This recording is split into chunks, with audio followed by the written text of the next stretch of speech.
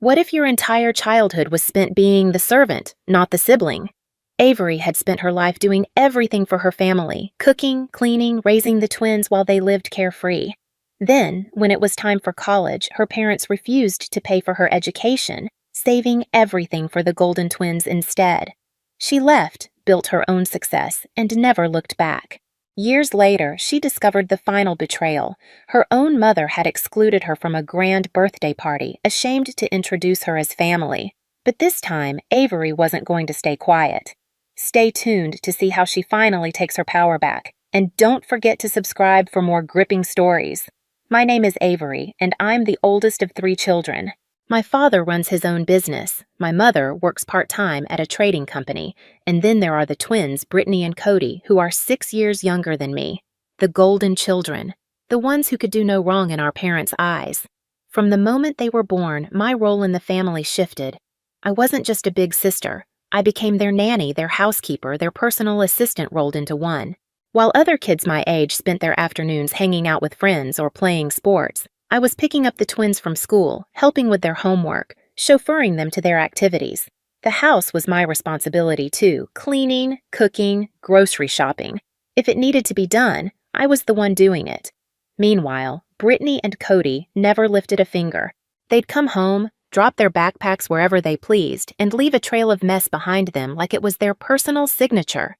One particularly frustrating afternoon when I was 15, I finally worked up the courage to ask my parents about it. "Mom, Dad," I said at dinner, keeping my voice as steady as I could. "Why am I the only one doing housework? Brittany and Cody never help with anything."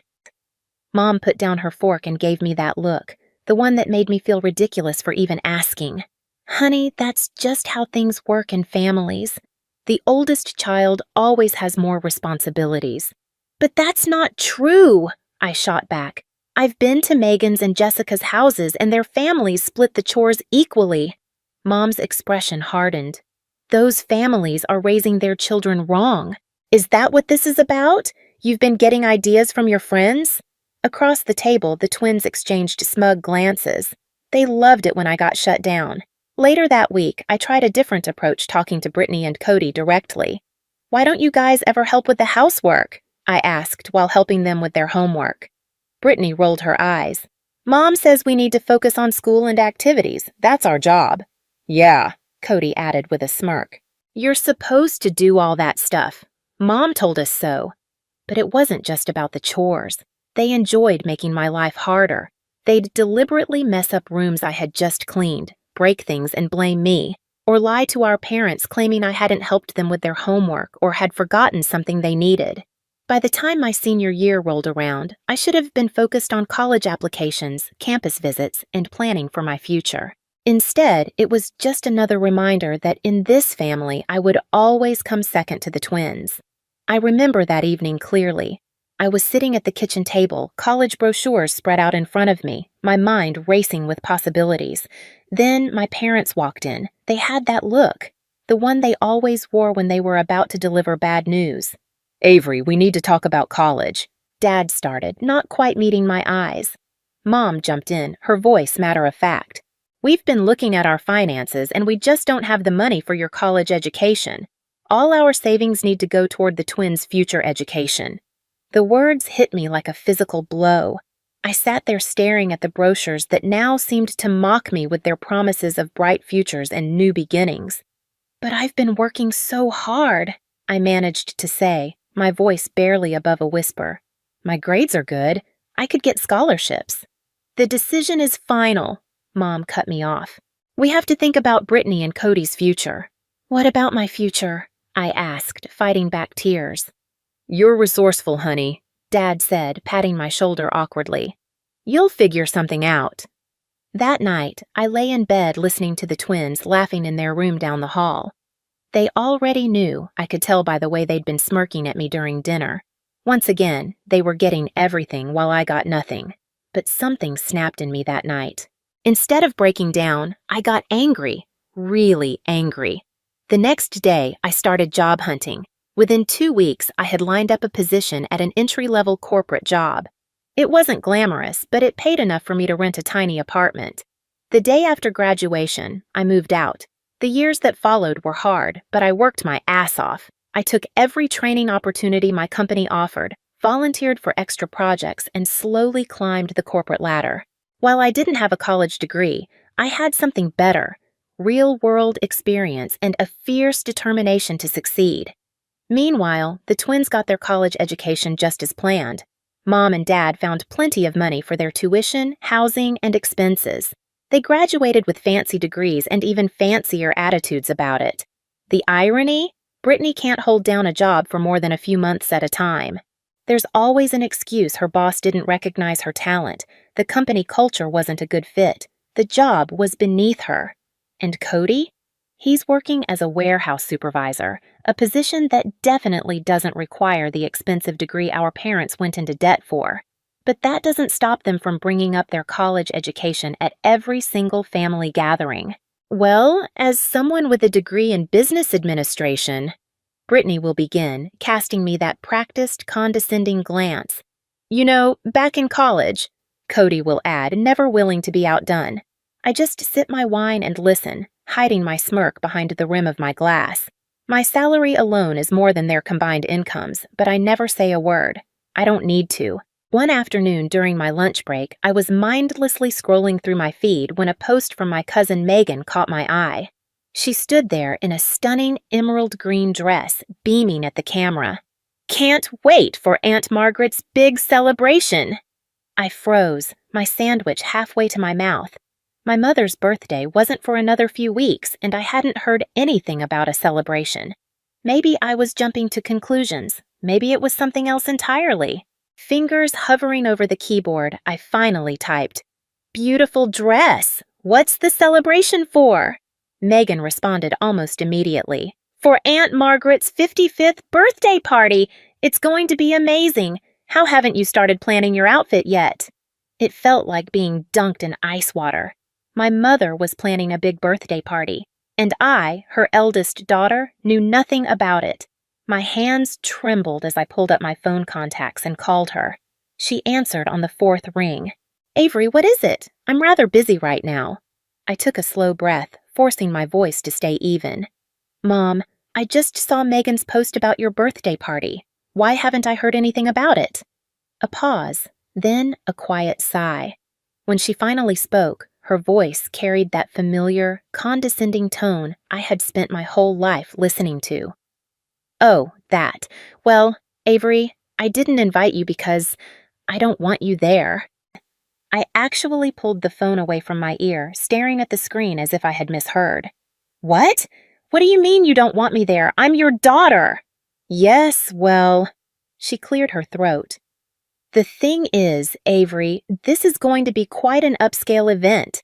There will be a lot of important people there, your father's business associates, my friends from the country club, and frankly, I'd be embarrassed to introduce you. You don't have a college degree, Avery.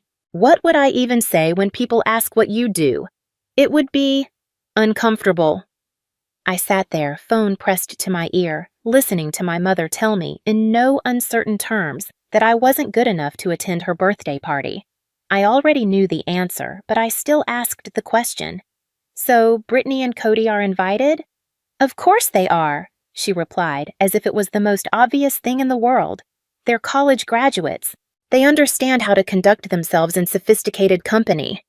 I thought about Brittany, who couldn't hold down a job for more than a few months, and Cody, who worked in a warehouse, but they had degrees, so apparently that made them sophisticated enough for Mom's party. "I see," I said, my voice sounding strange and distant to my own ears. "So that's really how you feel about me?" "Oh, don't be so dramatic, Avery. This is exactly why I didn't want to have this conversation. You always make everything into such a scene." I'd always known my mother loved the twins more than me, but this was different. This wasn't just preferential treatment or casual neglect. This was my mother explicitly stating that she was ashamed of me, that I wasn't worthy of being seen with the family in public. I barely slept that night, my mother's words playing on repeat in my head. By morning, I'd convinced myself that my father couldn't possibly agree with this.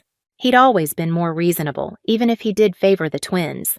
I needed to hear his side of things. I drove to my parents' house the next morning, rehearsing what I'd say in my head. When I pulled into the driveway, I noticed both Brittany's and Cody's cars were there too.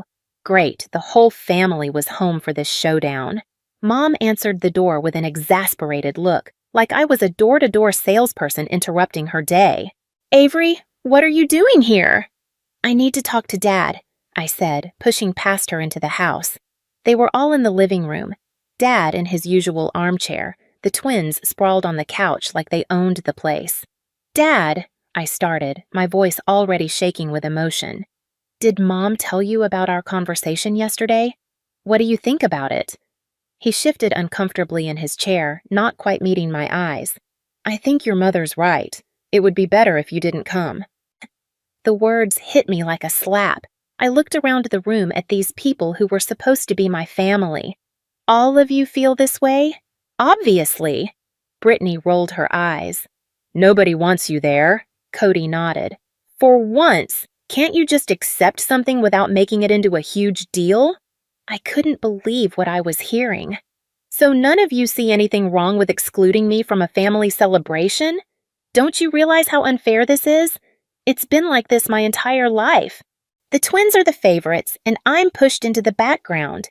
You don't even see me as part of this family anymore." "See?" Brittany jumped up, pointing at me accusingly. "This is exactly why we don't want you there. You're such a drama queen, Avery, always making scenes, always reacting negatively to everything. Every time something good happens to us, you try to ruin it with your attitude. You're just jealous because Cody and I made something of ourselves while you—" "That's enough." I cut in, my voice rising. "Made something of yourselves? You can't keep a job for 3 months, and Cody's working in a warehouse. The only thing you've made of yourselves is a joke." "Avery!" Mom gasped, clutching her pearls like I'd just committed some horrible social faux pas. I turned to my father, desperately seeking some sign of support, but his face had hardened. "I think it's time for you to leave," he said firmly. "This conversation is over. Leave our house immediately." I stormed out of the house, slamming the door so hard the windows rattled. As I got into my car, I could see them through the living room window, probably already criticizing my dramatic exit, but I didn't care anymore. They'd finally shown their true colors, all of them. They say revenge is a dish best served cold, but sometimes life hands you an opportunity that's too perfect to pass up. That's exactly what happened. 2 weeks before my mother's birthday, I was grabbing lunch at this little cafe downtown, not my usual spot, but my regular place was packed. As I waited for my order, I glanced around the room, and that's when I saw her. My mother was sitting in a corner booth, trying to be inconspicuous in a wide-brimmed hat, but I'd know that perfect posture anywhere. She wasn't alone. Sitting across from her was a man I'd never seen before. He was probably in his early 40s, well-dressed in a business suit, and definitely not my father. As I watched, he reached across the table and touched her hand, and she giggled, actually giggled, like a schoolgirl. My phone was in my hand before I even realized what I was doing. I pretended to be scrolling through social media while carefully angling the camera their way. Click. Another touch. Click. A shared laugh. Click. After about an hour, they got up to leave. I waited a few moments, then followed. They got into his car, a sleek black Mercedes, and I followed in mine, keeping a safe distance. The car stopped at a red light, and I managed to get several clear shots of them kissing passionately, completely oblivious to the world around them. The Mercedes pulled up to the Grand Plaza Hotel. I parked across the street and watched as they walked in, hands clasped like teenagers in love. I recorded everything the way they entered, how they lingered at the check-in desk, the way they couldn't keep their hands off each other while waiting for the elevator. Back at home, I got to work. A quick search of the man's license plate led me straight to his social media. He wasn't hard to find. Richard Thompson, successful real estate developer, office downtown, married, 3 kids. The perfect family man, at least on paper. I spent the next few days preparing every detail. The photos were printed in high resolution, every damning moment captured in crisp, undeniable clarity. The one of them kissing in the car came out particularly well. The hotel entrance footage went onto a USB drive along with several other incriminating clips. I chose the most elegant gift box I could find, a cream-colored one with gold trim. Every photo was carefully rolled into a neat scroll, tied with a silk ribbon, classy, sophisticated, exactly the way my mother always insisted everything should be. The final touch was the card. In my best calligraphy, I wrote Mr. Thompson, full name and address, followed by a simple note. Thought you might want to know who your husband really is. That one was for his wife. Mom had mentioned her specifically when raving about her distinguished guest list. I sealed the box, tied it with a golden ribbon, and stepped back. It looked exactly like an expensive birthday present. No one would suspect what was inside until it was far too late. The day of my mother's birthday party arrived. Everything was set. The courier was scheduled to deliver the package at precisely 8:30 p.m., just as they'd be opening gifts. I sat in my apartment that evening, phone in hand, refreshing my screen every few minutes. At 8:32 p.m., the confirmation came, delivered. Now, all I had to do was wait. I didn't have to wait long. At exactly 7 o'clock a.m. the next morning, my phone rang. It was my cousin Megan, and she was practically breathless with excitement. "Oh my God, Avery, you will not believe what happened at the party last night." She barely paused before continuing. "It was absolutely insane. Everything was going exactly how Aunt Margaret wanted, perfect, elegant, sophisticated, and then they started opening gifts." I could picture it perfectly. My mother, glowing in the center of her carefully curated guest list, dressed in something expensive, savoring the attention. She was reading each card out loud, making a huge deal out of everything. Then she got to this really elegant cream-colored box. I could hear the grin in Megan's voice. She opened it and saw these rolled-up things tied with ribbons. She was actually gushing about how beautifully they were presented as she untied the first one. Megan's voice shot up an octave.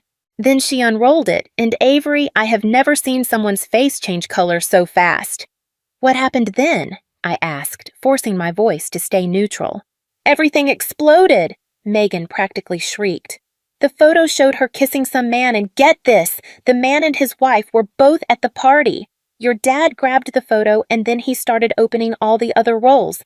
Each one was worse than the last. Pictures of them going into the hotel, holding hands, kissing, it was all there." I could almost hear the chaos unfolding. Your dad lost it. He lunged across the table at the guy. They started fighting right there between the cake and the champagne. The guy's wife started screaming at your mom, calling her every name in the book. She was throwing things, glasses, plates, everything she could get her hands on. She was yelling about how they'd been married for 20 years, how they had 3 kids, how your mom was a homewrecker. Megan was practically giddy. I leaned back, letting out a slow breath. Perfect. Some of the guests tried to separate everyone, but it was complete chaos.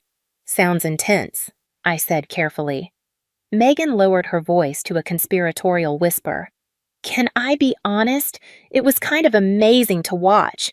Your mom has spent years looking down her nose at everyone, acting like she's better than the rest of us, always lecturing everyone about proper behavior and family values.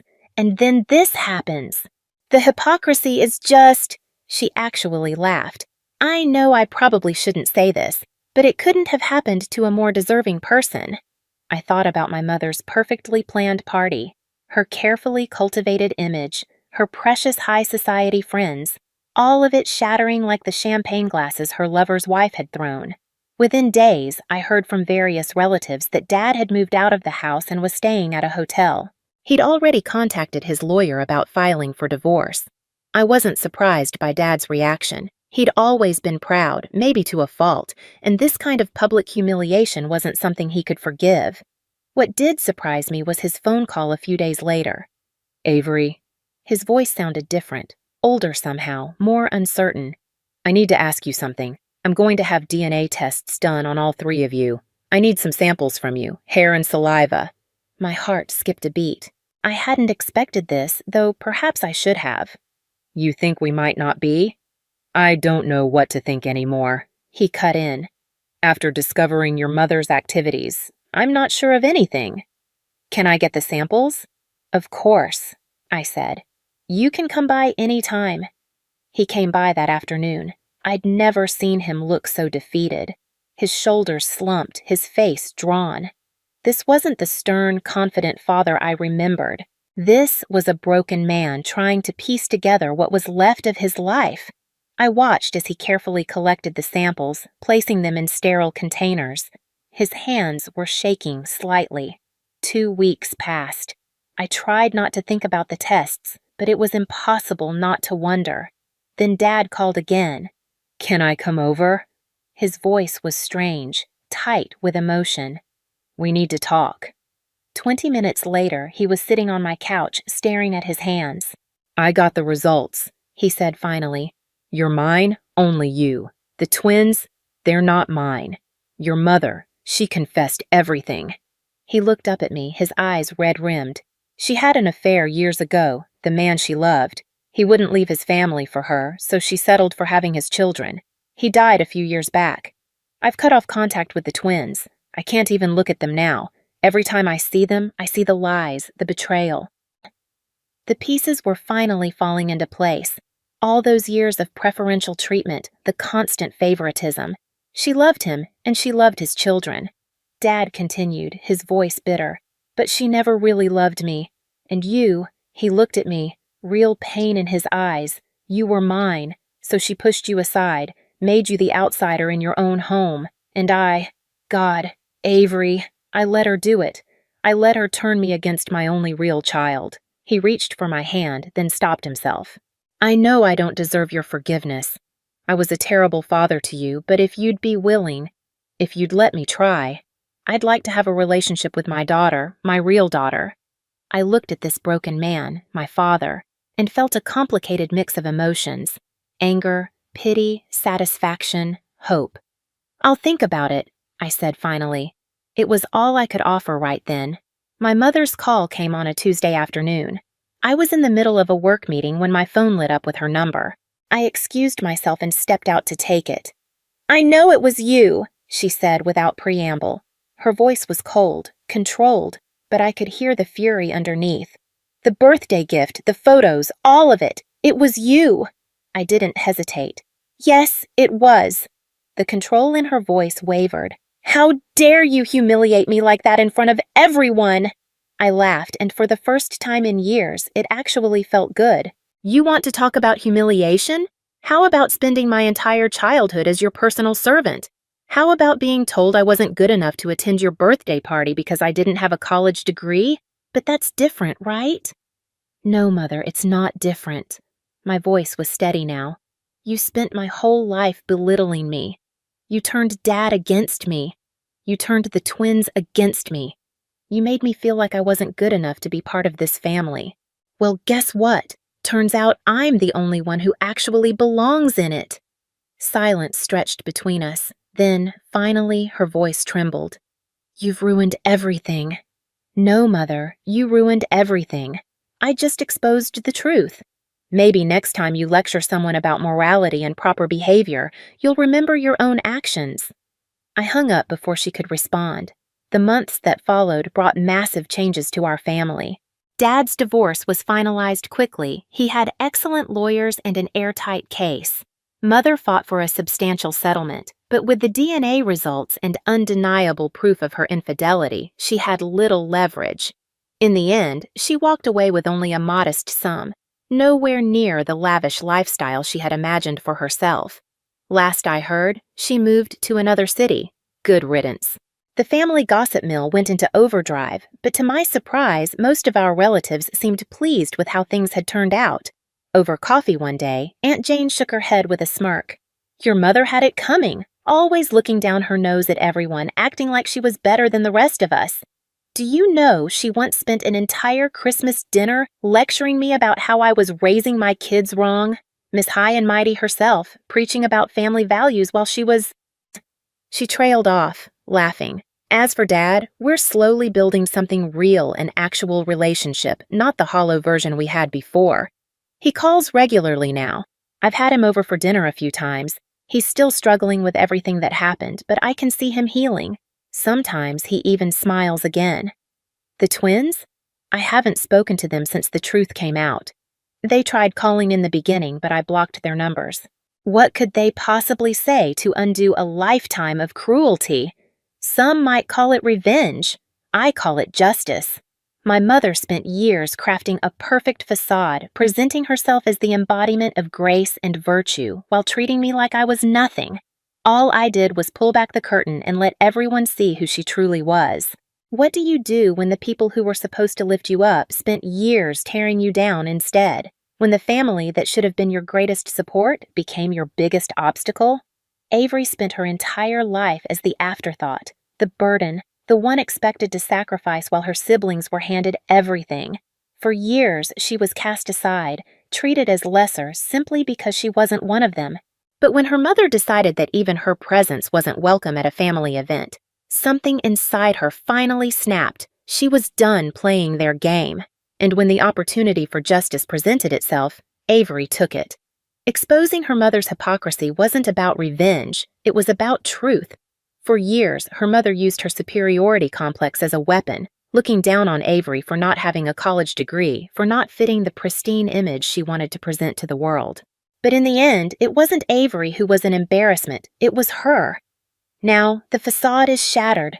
Her mother has lost everything. Her father has finally opened his eyes, and the twins? They were never part of Avery's real family anyway. She spent her whole life trying to prove she belonged, only to realize she was the only one who truly did. So here's the question. Would you have done the same in Avery's position? Would you have fought back, or would you have walked away? Let's talk about it in the comments. And if you enjoyed this story, don't forget to like, subscribe, and stay tuned for more.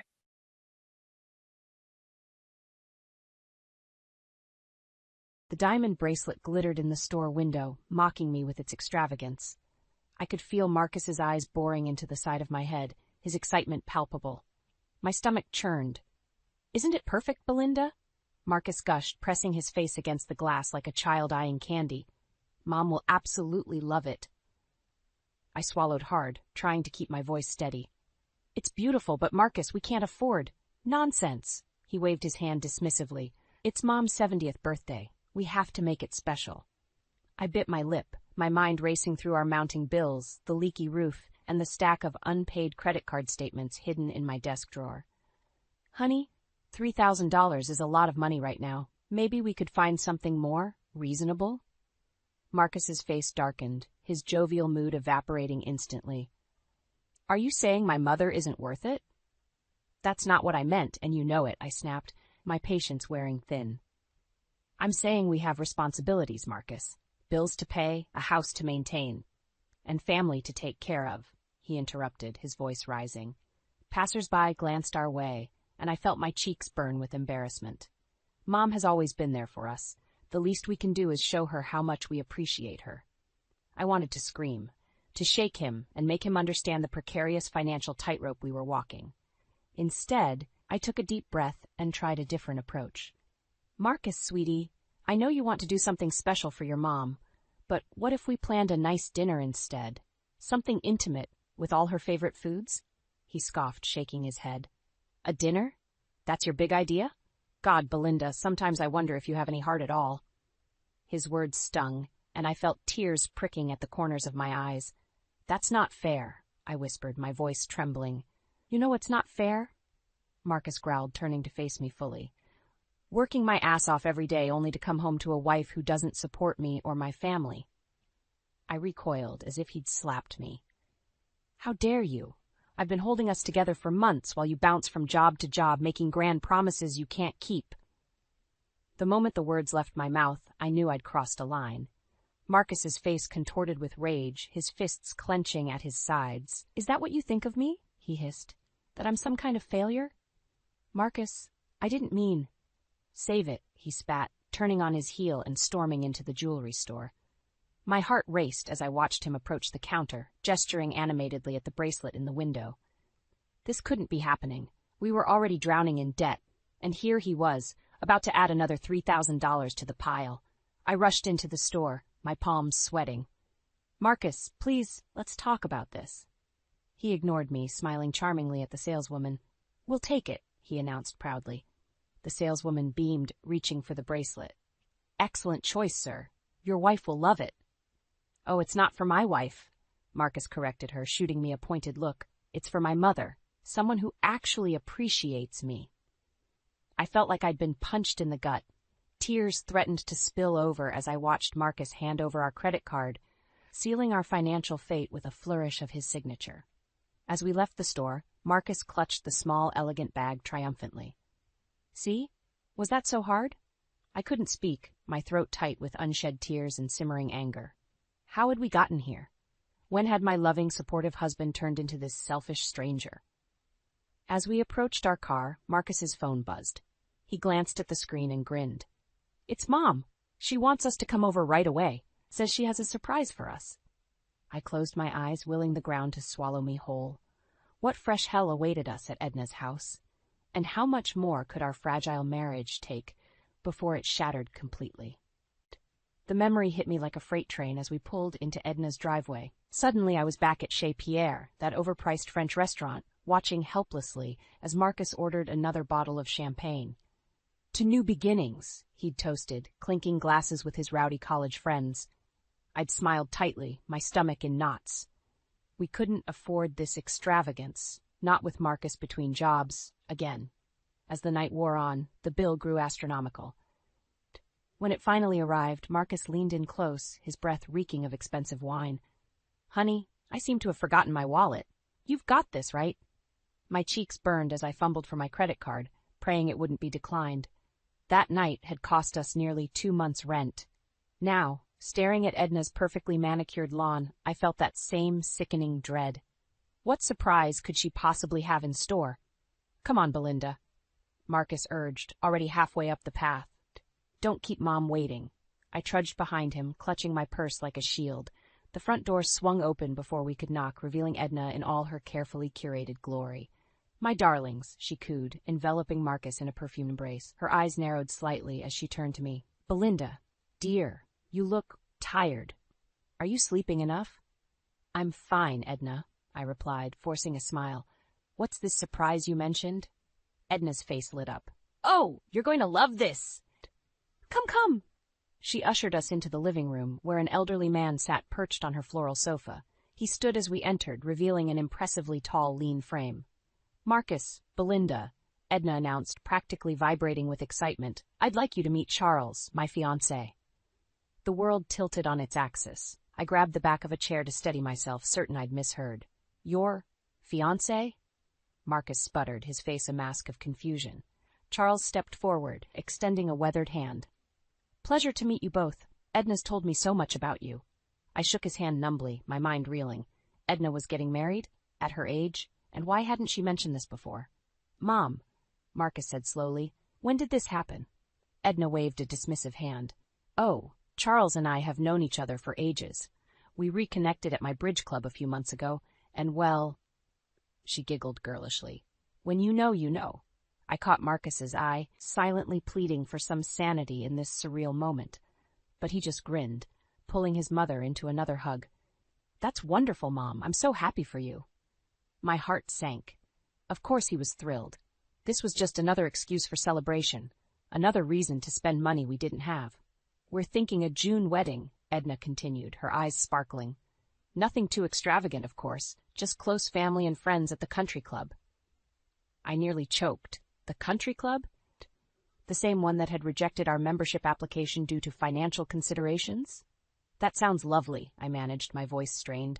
But Edna, are you sure this isn't a bit... rushed? The temperature in the room seemed to drop 10 degrees. Edna's smile tightened, and Charles shifted uncomfortably. Rushed? Edna repeated, her tone dangerously sweet. My dear, at my age, every moment is precious. Why wait? Marcus shot me a warning glance. What Belinda means is, we want to make sure you have time to plan the perfect day. Edna's expression softened slightly. Oh, that's all taken care of. In fact, she paused dramatically. We were hoping you two might help with some of the arrangements, and perhaps contribute to the festivities. There it was, the other shoe dropping with a resounding thud. Of course, Marcus exclaimed before I could open my mouth. Anything for you, Mom? Right, Belinda? I felt trapped, cornered by their expectant gazes. How could I explain that we were drowning in debt, that every extra penny went towards keeping our own heads above water? We'd be happy to help, I heard myself say, the words tasting like ash. Just let us know what you need. Edna clapped her hands in delight. Wonderful! Oh, this is going to be such fun! As she launched into a detailed description of her dream wedding, I caught a glimpse of Charles. For just a moment, I saw something flicker in his eyes. Guilt? Uncertainty? Whatever it was, it vanished as quickly as it appeared, but it left me with a gnawing suspicion that there was more to this surprise engagement than met the eye. The moving truck rumbled away, leaving Edna's mountain of luggage piled in our driveway. I stared at the mess, my heart sinking. This wasn't happening. It couldn't be. Isn't this wonderful? Marcus beamed, hefting a floral suitcase. Mom living with us, just like old times. I forced a smile, bile rising in my throat. Wonderful, I echoed, my voice hollow. Edna tottered up the path, leaning heavily on her cane.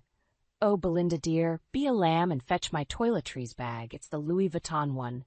Of course it was. I bit back a retort and dutifully retrieved the designer bag, its price tag mocking me with every step. Once inside, Edna settled into our best armchair like a queen on her throne. Now, about my room. We've set up the guest room for you, Mom, Marcus said. It's got a lovely view of the garden. Edna's lips pursed. The guest room? But darling, I was hoping for something larger. Perhaps the master bedroom? I nearly dropped the bag I was holding. Our bedroom? Well, you two are younger, Edna reasoned. You can manage the stairs better than I can. Before I could protest, Marcus jumped in. Of course, Mom. Whatever makes you comfortable. We'll move our things right away. I gaped at him, disbelief warring with fury, but Edna was already moving on, her voice syrupy sweet. Belinda, while the boys handle the heavy lifting, perhaps you could whip up a little something? I'm famished after all this excitement. Gritting my teeth, I retreated to the kitchen. As I aggressively chopped vegetables for a salad, I could hear Edna directing Marcus on furniture placement upstairs. Our furniture. In her new room. Hours later, exhausted and aching, I collapsed onto our new bed in the guest room.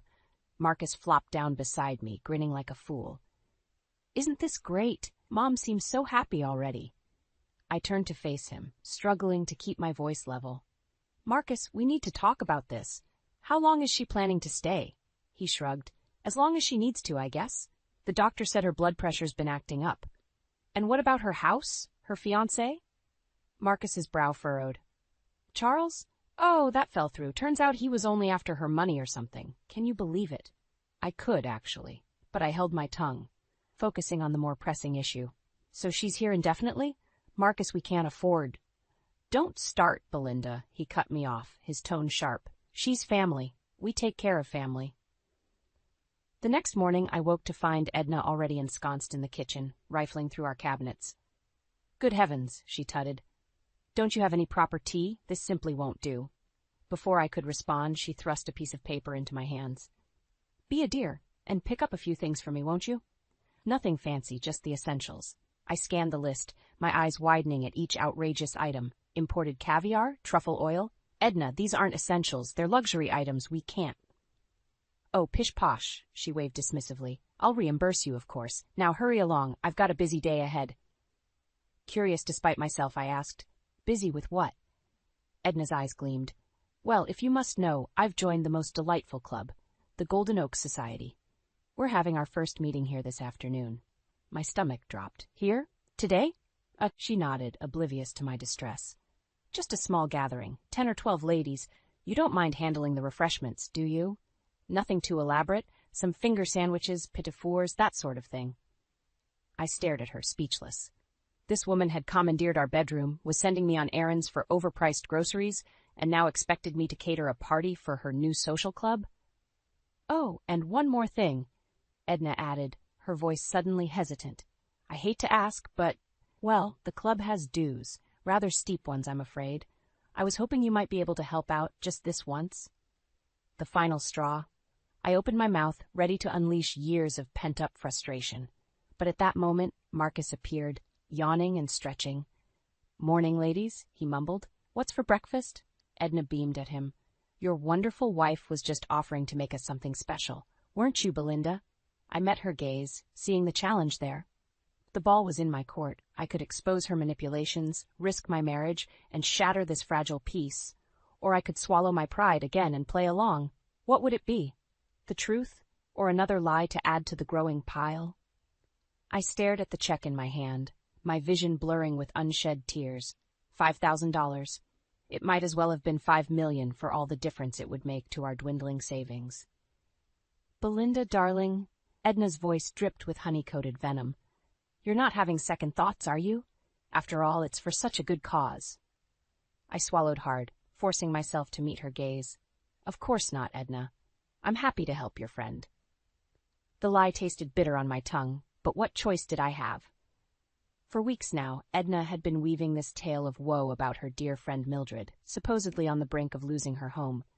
Each day brought a new, heart-wrenching detail designed to chip away at my resolve. Oh, bless you, Edna cooed, snatching the check from my trembling fingers. Mildred will be so grateful.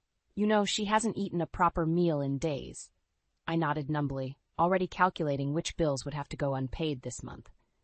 As Edna tottered off, no doubt to deposit the check immediately, I sank onto the couch, my head in my hands. Everything okay, hon? Marcus appeared in the doorway, concern etched on his face.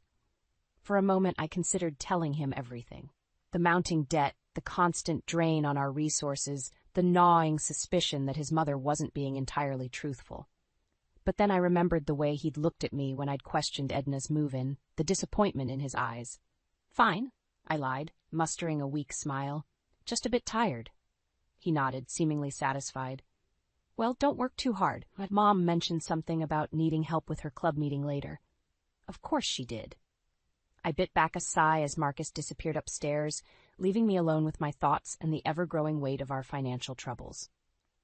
Hours later, as I arranged delicate finger sandwiches on Edna's prized silver platter, a commotion at the front door caught my attention. Edna, darling, a shrill voice called out, we're here! I peered around the corner to see a group of impeccably dressed women flooding into our living room. Leading the pack was a statuesque blonde, her diamonds glittering in the afternoon light. Vivian! Edna exclaimed, embracing the woman. So glad you could make it. Ladies, welcome to the Golden Oak Society's newest meeting place. My jaw dropped. This was Edna's small gathering? There had to be at least 20 women, each dripping in designer labels and expensive jewelry. As I scrambled to prepare more refreshments, snippets of conversation drifted my way. Simply must try the new spa at the country club. Thinking of summering in the Hamptons this year? That dreadful charity gala last week? What a bore. My head spun. These weren't the conversations of women concerned about a friend losing her home. These were the idle chatter of the wealthy and privileged. Suddenly, a familiar name caught my ear. Mildred, dear, that necklace is divine. Is it new? I froze, my hand halfway to the teapot. Mildred? Wasn't that the friend Edna said was in dire straits? Peering around the corner, I spotted an elegantly dressed woman, her neck adorned with a stunning diamond necklace that probably cost more than our mortgage. Oh, this old thing. Mildred laughed, her voice light and carefree. Just a little something I picked up in Paris last month. The teacup I was holding slipped from my grasp, shattering on the kitchen floor. The chatter in the living room died down, and I felt all eyes turn towards the kitchen. Belinda? Edna called out, her voice sharp. Is everything all right in there? I stood frozen, the pieces finally falling into place. The expensive club dues, the constant demands for money, the lavish lifestyle these women led. It had all been a lie. In that moment, I knew I had a choice to make. I could continue playing the dutiful daughter-in-law, sacrificing my financial security and self-respect for the sake of keeping the peace. Or I could stand up for myself, expose the truth, and face the consequences. Taking a deep breath, I stepped into the living room, my eyes locking with Edna's. The look of panic that flashed across her face told me everything I needed to know. Ladies, I said, my voice surprisingly steady, I think it's time we had a little chat about Mildred's financial situation. The silence in the room was deafening. 20 pairs of eyes bored into me, a mix of confusion and indignation on their perfectly made-up faces. Edna's smile had frozen, a brittle mask that threatened to shatter at any moment. Belinda, dear, she said, her voice strained. What on earth are you talking about? I took a deep breath, steeling myself. I'm talking about the $10,000 I lent you, Edna, the money you said was for Mildred's dire financial situation. Mildred's eyebrows shot up. My financial situation, I assure you, I'm quite comfortable. Exactly, I said, my voice gaining strength, which is why I'm wondering where that money really went. A ripple of whispers swept through the room. Edna's face had gone pale, her eyes darting between me and her friends. This is hardly the time or place, she began, but I cut her off. No, I think this is exactly the time and place, I said, my anger finally boiling over. You've been lying to me, Edna, using me to fund your lavish lifestyle while Marcus and I struggle to make ends meet. The room erupted in a cacophony of gasps and murmurs. I caught snippets of conversation. How embarrassing. Poor Edna. What a dreadful scene. But I kept my eyes fixed on my mother-in-law. Edna's facade crumbled, replaced by a look of cold fury. How dare you? She hissed. After everything I've done for you and Marcus. Everything you've done, I laughed bitterly.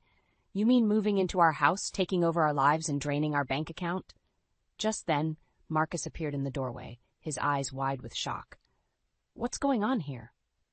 Your wife has lost her mind, Edna snapped, turning to him with tears in her eyes. She's accusing me of theft in front of all my friends. Marcus looked between us, confusion etched on his face. Belinda, what are you doing? I felt a moment of doubt.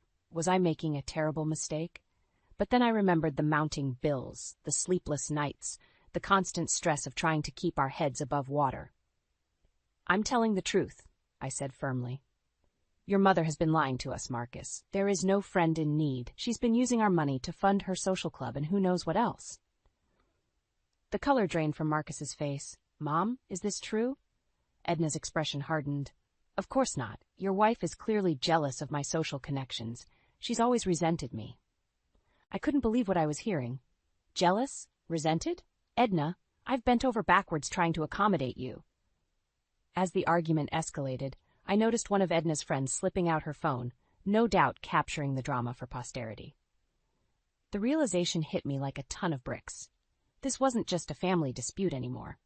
Our dirty laundry was about to become very public. Enough, Marcus shouted, silencing the room. He turned to the gathered women, his face flushed with embarrassment. Ladies, I'm terribly sorry, but I'm going to have to ask you to leave. We clearly have some family matters to discuss. As the women filed out, shooting curious glances over their shoulders, I felt a mix of relief and dread. The truth was finally out, but at what cost? Once we were alone, Marcus rounded on me. What the hell were you thinking, Belinda? Humiliating my mother like that?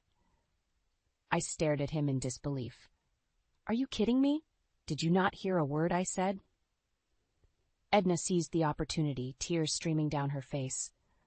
I can't believe you'd choose to believe her over your own mother, Marcus. After everything I've sacrificed for you.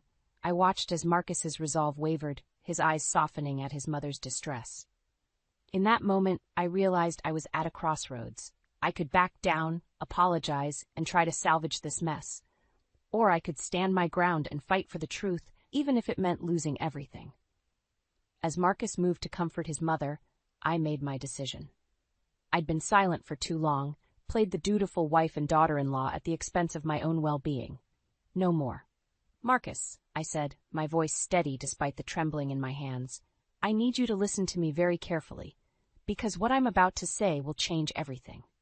I took a deep breath, steadying myself for the storm I was about to unleash. Marcus, your mother has been lying to us, not just about the money, but about everything. Marcus's face contorted with confusion and anger. What are you talking about? The health issues.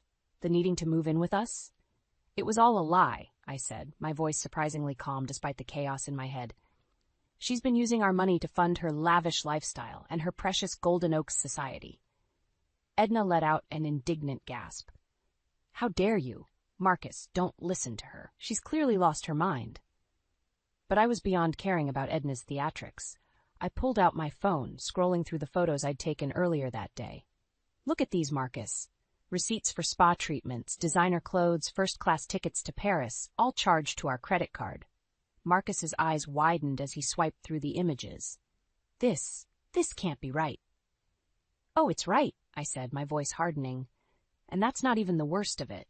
Remember that $10,000 I lent her for her friend in need? It went straight into the Golden Oaks Society's party fund. Edna's face had gone pale, her usual poise crumbling. I can explain. Save it, I snapped. "I've heard enough of your explanations." Marcus looked between us, his face a mask of confusion and hurt. "Mom, is this true? Have you been lying to us this whole time?"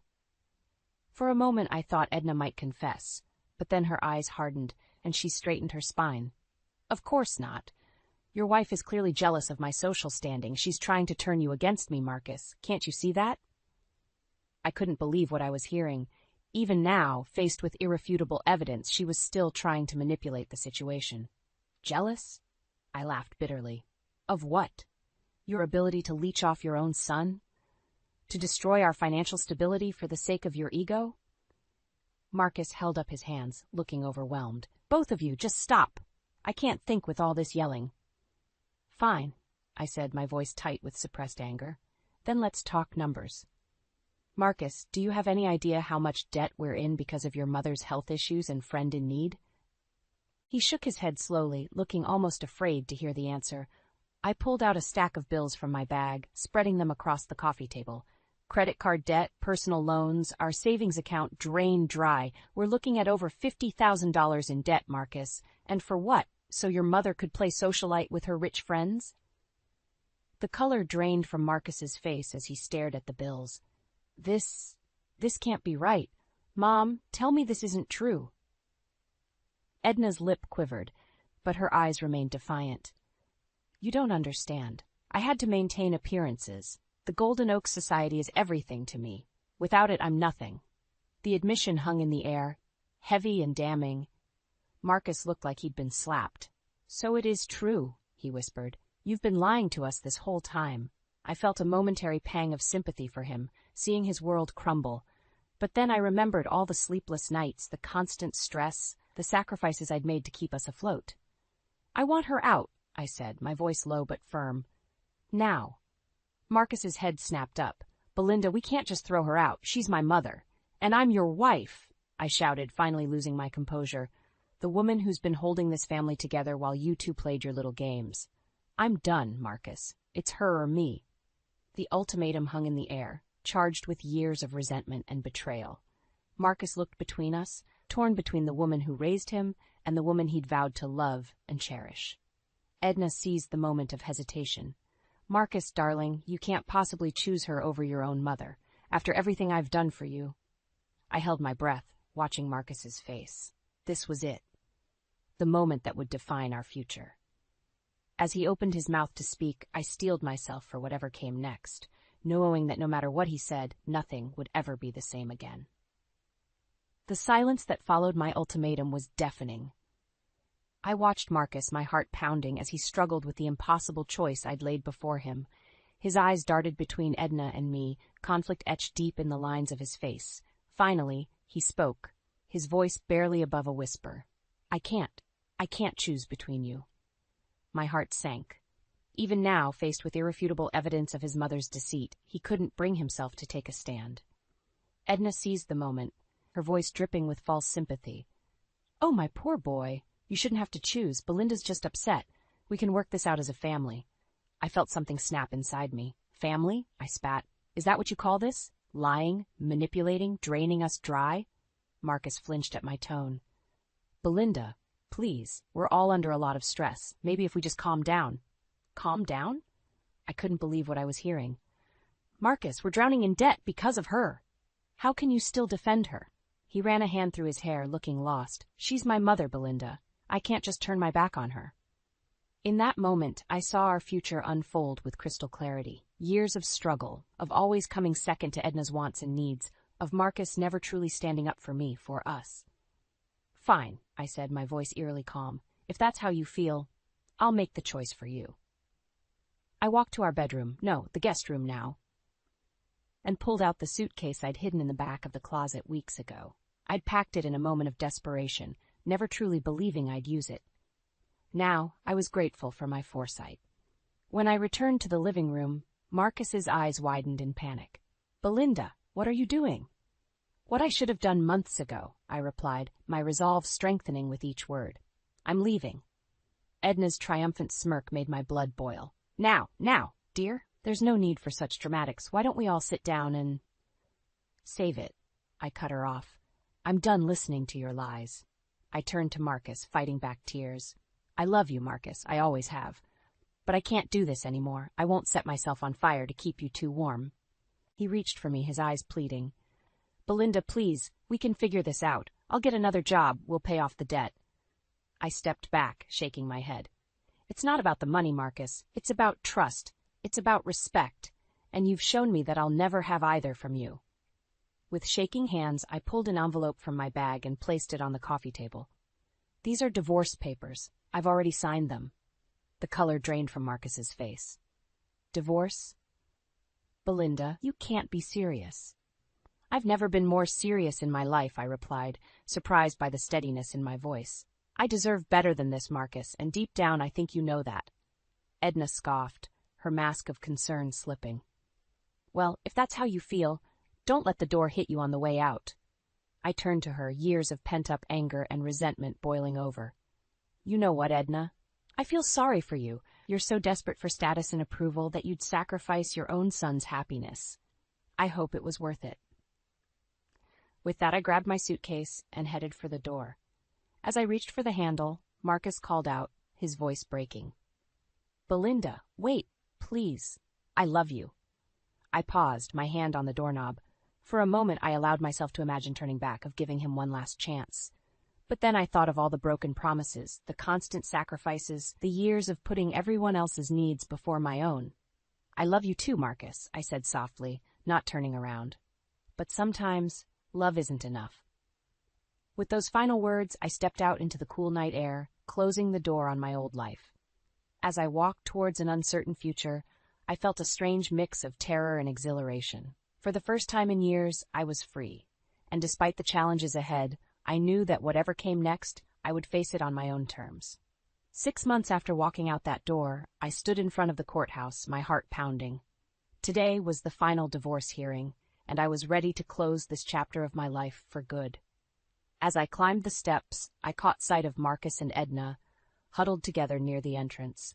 Marcus looked haggard, his once crisp suits replaced by wrinkled clothes that hung loosely on his frame. Edna, on the other hand, still clung to her designer handbag, though her perfectly coiffed appearance seemed forced, almost desperate. Our eyes met, and for a moment I felt a pang of, not regret, exactly, but a bittersweet acknowledgement of what could have been. Then I straightened my spine and walked past them, head held high. Inside the courtroom, my lawyer, Sarah, greeted me with a reassuring smile. Ready for this, Belinda? I nodded, surprising myself with my calm. More than ready. The proceedings began, a blur of legal jargon and formalities. But when it came time to discuss the financial settlement, the room crackled with tension. Your Honor, Sarah began, my client is seeking full repayment of the $10,000 loan made to Mrs. Edna Thompson, as well as half of all marital assets. Marcus's lawyer jumped in, his voice strained. Your Honor, my client is not in a position to repay such a sum. The loan was a gift made in good faith. Objection, Sarah interrupted. We have evidence proving the deceptive nature of Mrs. Thompson's request for funds. The judge raised an eyebrow. Proceed. As Sarah presented the damning evidence, bank statements, text messages, even photos from the lavish parties funded by my hard-earned money, I watched Marcus and Edna. Their faces crumpled, the weight of their actions finally sinking in. When the judge ruled in my favor, ordering full repayment and a fair division of assets, I felt a weight lift from my shoulders. It wasn't about the money, not really. It was about justice, about finally standing up for myself. Outside the courtroom, Marcus approached me, his eyes pleading. Belinda, I'm so sorry for everything. I should have listened to you, should have seen what was happening. I looked at him, really looked at him, and felt a surge of pity. I'm sorry too, Marcus. I hope you find happiness, I really do. As I turned to leave, Edna called out, her voice lacking its usual imperious tone. Belinda, wait! I never meant for things to go this far. I just wanted to feel important, I finished for her. I understand that, Edna, but not at the expense of others, not at the expense of your own son. Leaving them behind, I walked out into the sunlight, feeling lighter than I had in years. My new apartment waited across town, small but all mine. My job at the high school had become a source of joy again, now that I wasn't constantly stressed about money. As I drove home, I thought about the journey that had brought me here. The pain, the betrayal, the sleepless nights, but also the strength I'd found, the friendships I'd forged, the self-respect I'd reclaimed. Entering my apartment, I was greeted by the sight of fresh flowers on the table, a gift from my sister, celebrating my new beginning. I smiled, running my fingers over the soft petals. My phone buzzed with a text from Sarah. "Congratulations? Drinks to celebrate?" I typed back a quick "absolutely" before setting the phone down and walking to the window. The city sprawled before me, full of possibilities. For so long I'd defined myself by my roles: wife, daughter-in-law, caretaker. Now I was just Belinda, and for the first time in years, that felt like more than enough. As the sun began to set, painting the sky in brilliant hues of orange and pink, I felt a sense of peace wash over me. The road ahead might be uncertain, but I was ready to face it. No more sacrificing my happiness for others. No more dimming my light to make someone else shine. I was free. And in that freedom, I'd found something I thought I'd lost forever: hope. Turning from the window, I caught sight of my reflection.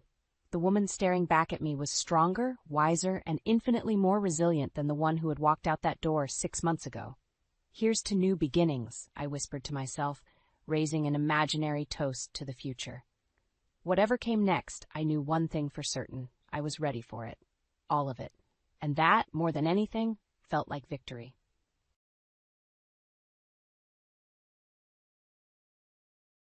The phone trembled in my hand as I dialed Alan's number for the 3rd time. My heart raced, each ring echoing the pounding in my chest. Finally he answered. "What is it, Camille?" His voice was sharp, irritated. I took a shaky breath. "Alan, I can't do this anymore. I feel so alone, even when you're here. It's like I'm living with a stranger." "Christ, not this again," he groaned. "You're being dramatic. I work hard to provide for us, and this is the thanks I get?"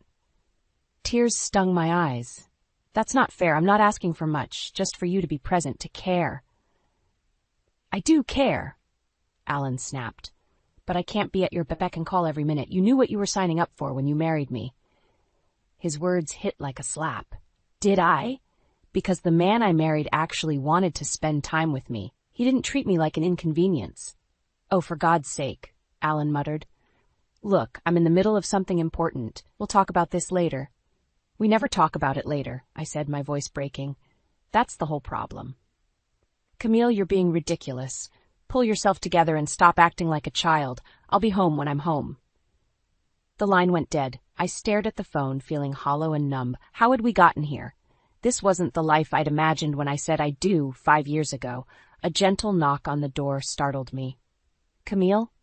Are you all right, dear?" It was Diane, Alan's mother. I quickly wiped my eyes. "I'm fine, Diane. Just a little tired." The door creaked open, and Diane's concerned face appeared.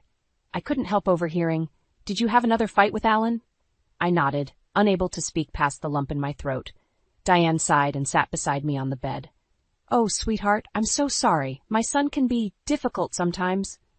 "That's putting it mildly," I said with a bitter laugh. Diane patted my hand. "I know it's not easy living here with me. It's not what you imagined for your marriage." "No, Diane, it's not your fault," I assured her. "You've been nothing but kind. It's Alan," she finished. "I love my son, but I'm not blind to his faults. He takes after his father in some unfortunate ways." I looked at her, surprised by her frankness. "I don't know what to do anymore. I feel like I'm losing myself in this marriage." Diane's eyes hardened with resolve. "Then it's time we did something about it. You deserve better, Camille, and it's high time my son remembered the man he's supposed to be." "What do you mean?" I asked, a flicker of hope igniting in my chest. "I mean," Diane said, squeezing my hand, "that it's time we gave Alan a wake-up call, together." For the first time in months, I felt a spark of something other than despair. "What did you have in mind?" Diane's eyes twinkled with mischief. "Well, my dear, let's just say that sometimes a mother knows best how to handle her wayward son. Are you ready to fight for your marriage?" I straightened my shoulders, feeling a surge of determination. "Yes," I said firmly. "I'm ready." As Diane began to outline her plan, my phone buzzed with a text from Alan. "Working late, don't wait up." I showed it to Diane, who shook her head in disappointment. "Oh, Alan," she murmured, "you have no idea what's coming."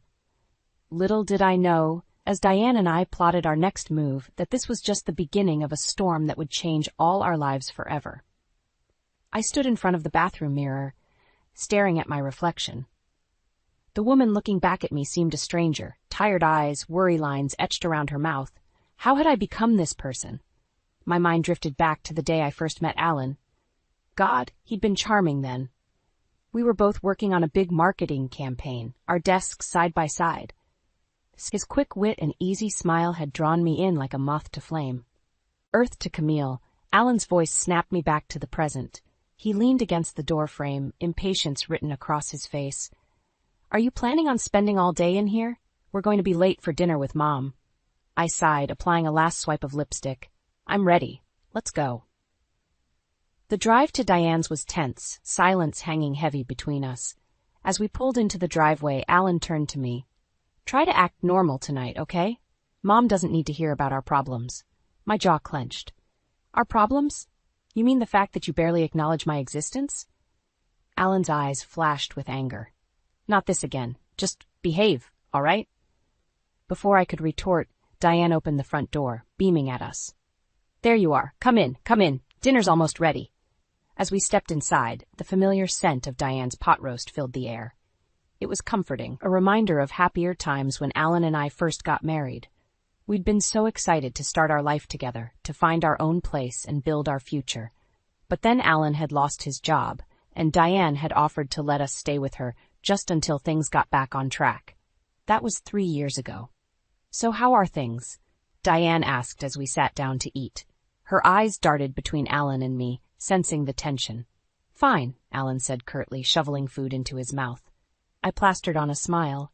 Everything's great, Diane. Thanks for having us over. Diane nodded, unconvinced.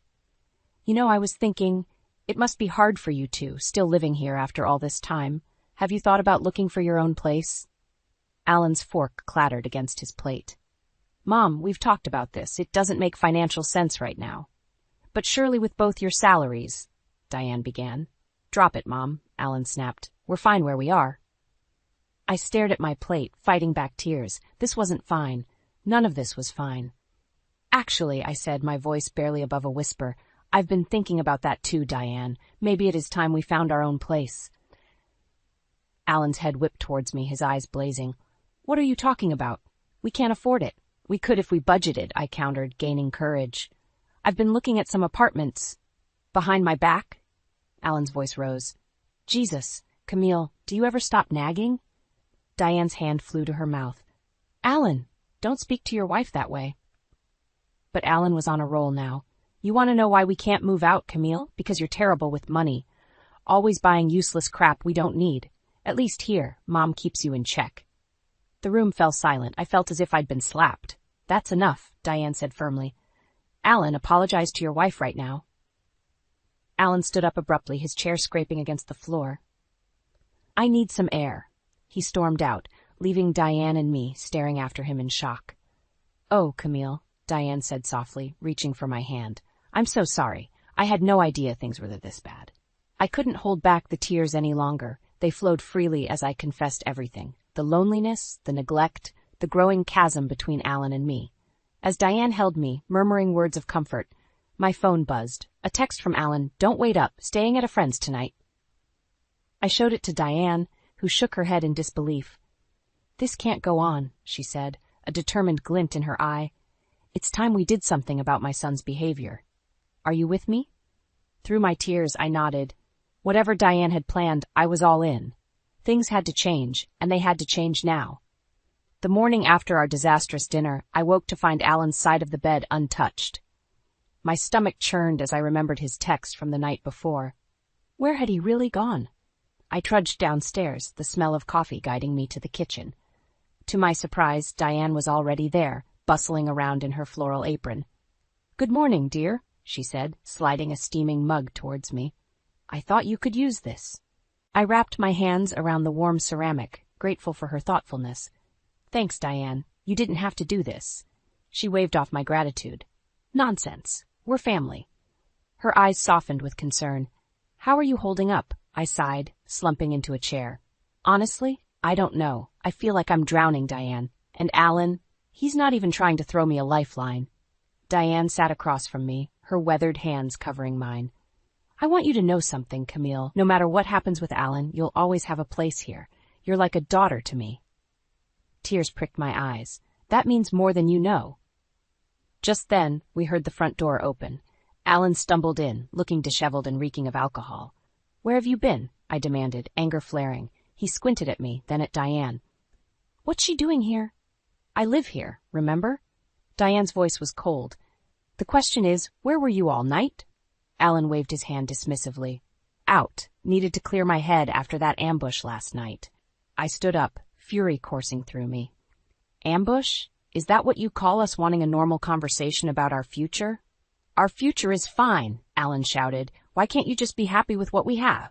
Because what we have isn't a marriage, Alan. It's barely even a roommate situation at this point. Diane stepped between us. Both of you, calm down. This isn't helping anyone. Alan glared at his mother. Stay out of this, Mom. It's none of your business. It became my business when you moved into my house, Diane shot back, and when you started treating your wife like she doesn't matter. Alan's face contorted with rage. Oh, so you're taking her side now? Perfect. Just perfect. He stormed upstairs, leaving Diane and me in stunned silence. I'm so sorry, I whispered, mortified by his behavior. Diane shook her head. Don't you dare apologize for him. This isn't your fault, Camille. As we cleaned up the kitchen, trying to process what had just happened, my phone buzzed. It was a text from an unknown number. He doesn't deserve you. You should leave him. I showed it to Diane, my hands shaking. Who could this be? Her brow furrowed. I don't know, but it's unsettling. Block the number for now. Throughout the day, Alan remained locked in our bedroom. Diane and I tiptoed around the house, speaking in hushed tones about what to do next. I think, Diane said carefully, it might be time to consider your options, Camille. This situation isn't healthy for anyone. I nodded, a lump forming in my throat. I know. I never thought it would come to this. As evening fell, Alan finally emerged. He looked haggard, his eyes bloodshot. Camille, he said, his voice hoarse. Can we talk? Alone? Diane squeezed my hand reassuringly before leaving us. Alan sat heavily on the couch. I've been thinking. Maybe you're right, about us needing our own place. Hope fluttered in my chest. Really? You mean it? He nodded. Yeah, I found an apartment. We can go see it tomorrow if you want. I was about to agree when my phone buzzed again. Another text from the unknown number. Don't trust him. He's lying to you. My blood ran cold. I looked up at Alan, searching his face for any sign of deception. What was really going on here? Camille? Alan prompted. What do you say? I swallowed hard, forcing a smile. Sure. Let's check it out. As Alan left the room, looking relieved, I couldn't shake the feeling that I was missing something crucial. Who was sending these messages? And more importantly, were they right about Alan? The apartment Alan showed me was perfect, spacious, bright, and far from his mother's watchful eye. As we walked through the rooms, I felt a glimmer of hope. Maybe this was the fresh start we needed. So what do you think? Alan asked, a rare smile on his face.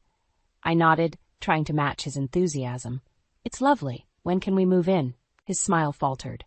Well, there's just one thing. The deposit's a bit steep. I was thinking, maybe we could borrow from Mom?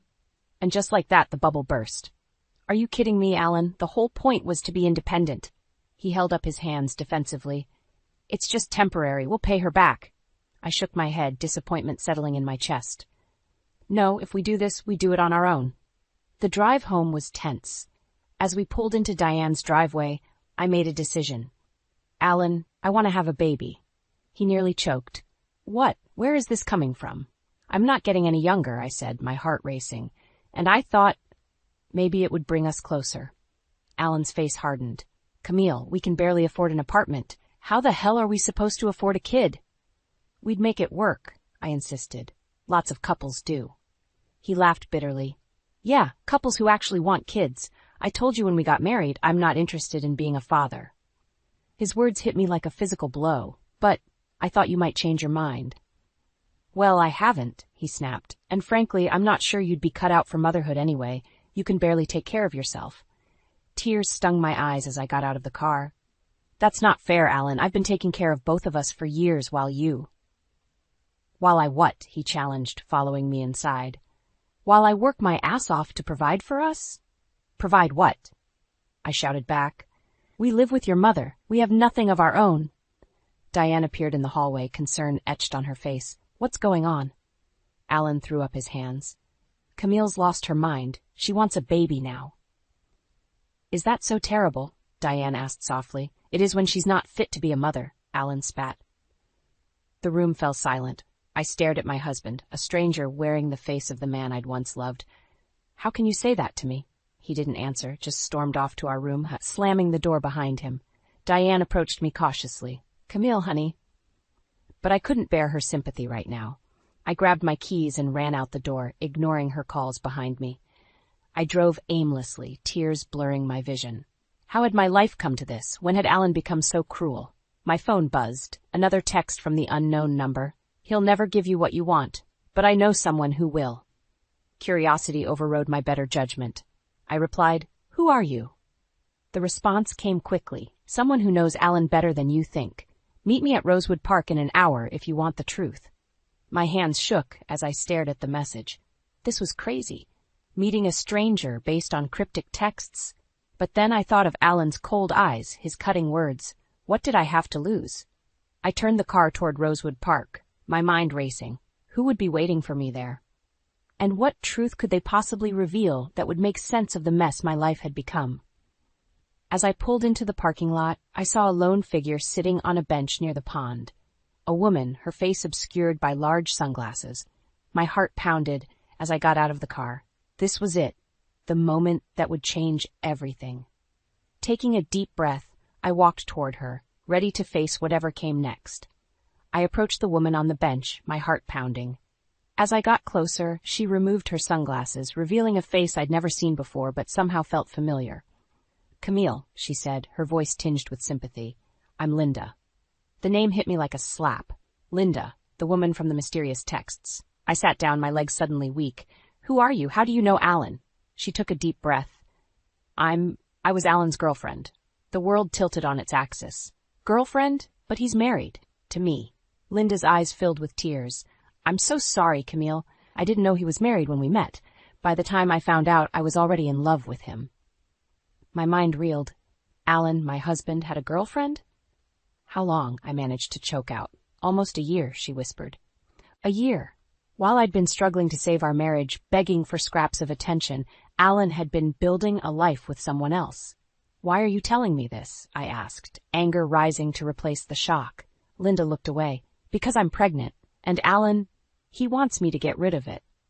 The words hung in the air between us. I thought of my conversation with Alan just hours ago, his cruel dismissal of my desire for a family. And now this? I don't know what to do, Linda continued. I thought you deserved to know the truth, and I hoped maybe you could help me decide what to do next. I laughed bitterly. Help you? You've been sleeping with my husband for a year, and you want my help? She flinched. I know I have no right to ask, but I'm scared, Camille. Alan's not the man I thought he was. Join the club, I muttered. We sat in silence for a moment, two women betrayed by the same man. Finally, I stood up. I need to go. I can't process this right now. Linda nodded, handing me a piece of paper. My number, in case you want to talk more. I took it without thinking and walked away, my mind a whirlwind of emotions. How could Alan do this to me, to us, and a baby, the very thing he'd told me we couldn't have? When I got back to Diane's house, I found her waiting up for me, worry etched on her face. Camille, where have you been? I've been so worried. One look at her kind, concerned face, and I broke down. Through sobs, I told her everything, the texts, meeting Linda, Alan's betrayal. Diane held me close, her own tears falling. Oh, my dear girl, I'm so sorry. I had no idea Alan could be so cruel. As my sobs subsided, a strange calm settled over me. I looked at Diane, seeing not just my mother-in-law, but a true friend. What do I do now? Diane's eyes hardened with resolve. Now we fight back. Alan can't treat you this way and get away with it. But how? I asked, feeling lost. A slow smile spread across Diane's face. I have an idea. It's a bit unconventional, but it might be just what we need to give Alan the wake-up call he deserves. As Diane outlined her plan, I felt a mix of fear and exhilaration. It was risky, potentially disastrous, but after everything I'd learned, I was ready to take that risk. Okay, I said, straightening my shoulders. Let's do it. Diane squeezed my hand. That's my girl. Alan won't know what hit him. As we stayed up late into the night, plotting our next move, I realized something. In losing my husband, I'd gained something far more valuable, a true ally in Diane. Whatever came next, I wouldn't face it alone. Tomorrow, we'd set our plan in motion, and Alan, he was about to learn that hell hath no fury like two women scorned. My hands trembled as I dialed Alan's number, Diane's plan echoing in my mind. One phone call to set everything in motion. I took a deep breath, steeling myself for what was to come. What is it, Camille? Alan's irritated voice crackled through the speaker. I swallowed hard, forcing a tremor into my voice. Alan, I need your help. It's your mother.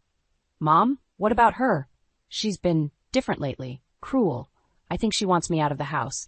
There was a pause, then a heavy sigh. Camille, don't start this again. Mom's been nothing but kind to you. I pressed on, my heart racing. No, Alan, you don't understand. Yesterday, she threatened me. Said if I didn't leave, she'd make my life hell. That doesn't sound like Mom at all, Alan said, his tone dismissive. You're probably just misunderstanding. Misunderstanding. I injected real anger into my voice now.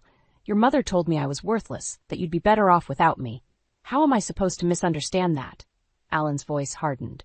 Look, I'm sure if we all sit down and talk. Talk? I nearly shouted. Alan, I'm scared to be in this house. Don't you care at all? There was a long silence, then quietly. Of course I care, Camille, but what do you want me to do? It's her house. My blood ran cold.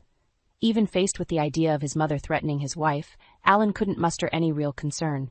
Diane had been right. He truly didn't care anymore. I want you to stand up for me, I said, my voice breaking. To choose me, for once. Alan sighed again. Camille, Suddenly I heard a muffled female voice in the background. Babe, who are you talking to? My heart stopped. That wasn't Diane's voice.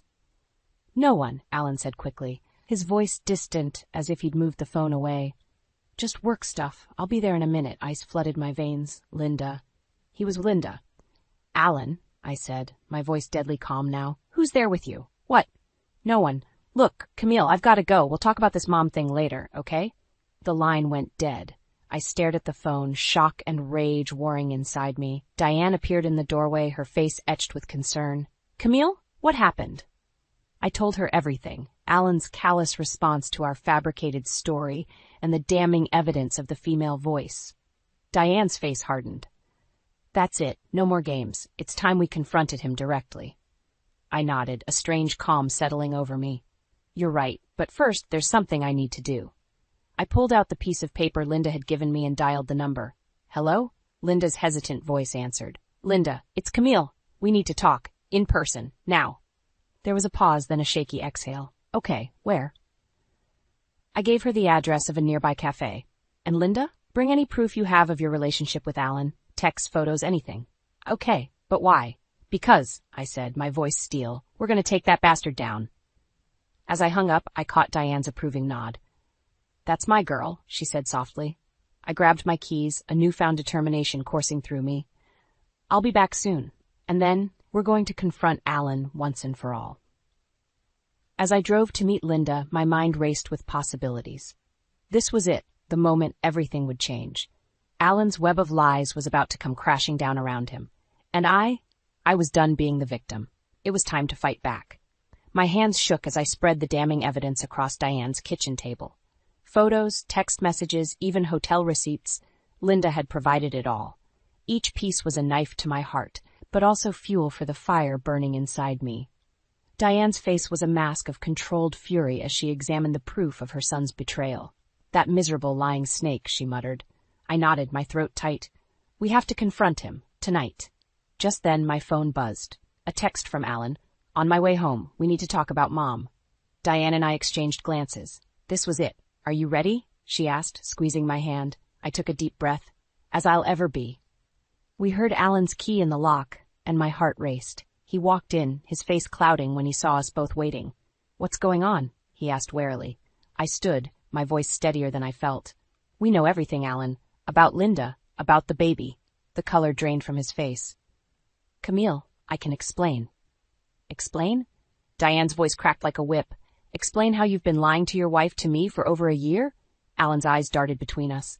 Mom, this doesn't concern you. The hell it doesn't, Diane shouted. You brought that woman into my house, Alan. You made a fool of all of us. I stepped forward, laying out the evidence on the coffee table. No more lies, Alan. It's over. He stared at the photos, the messages, his face a mix of shock and anger. You went through my things? You talked to Linda? Don't you dare try to turn this around on us, I spat. You're the one who betrayed your vows, who's been living a double life. Alan's face hardened. Fine. You want the truth? I'm in love with Linda. I have been for months. She understands me in a way you never could, Camille. His words hit me like a physical blow, but I refused to let him see how much they hurt. And the baby? Were you just going to abandon your child? He flinched. That was complicated. I told Linda we couldn't keep it. It would ruin everything. Diane made a sound of disgust. I didn't raise you to be this kind of man, Alan, to throw away your family, your responsibilities.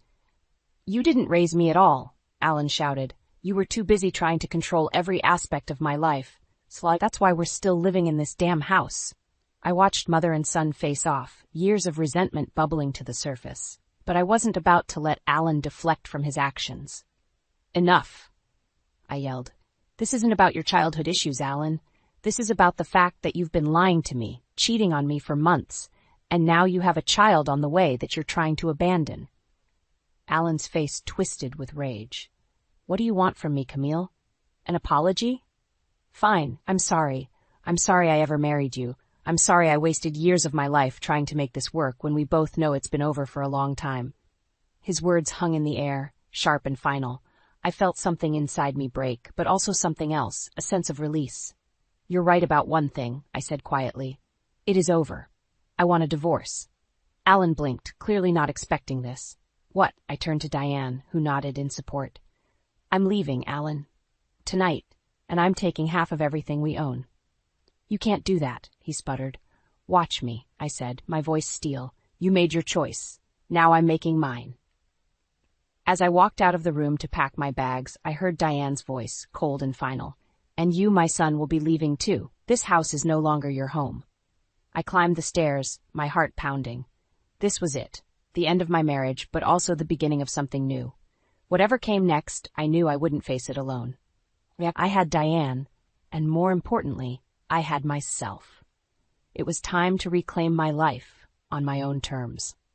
The morning sun streamed through the windows of Diane's guest room, where I'd spent the night after the explosive confrontation with Alan.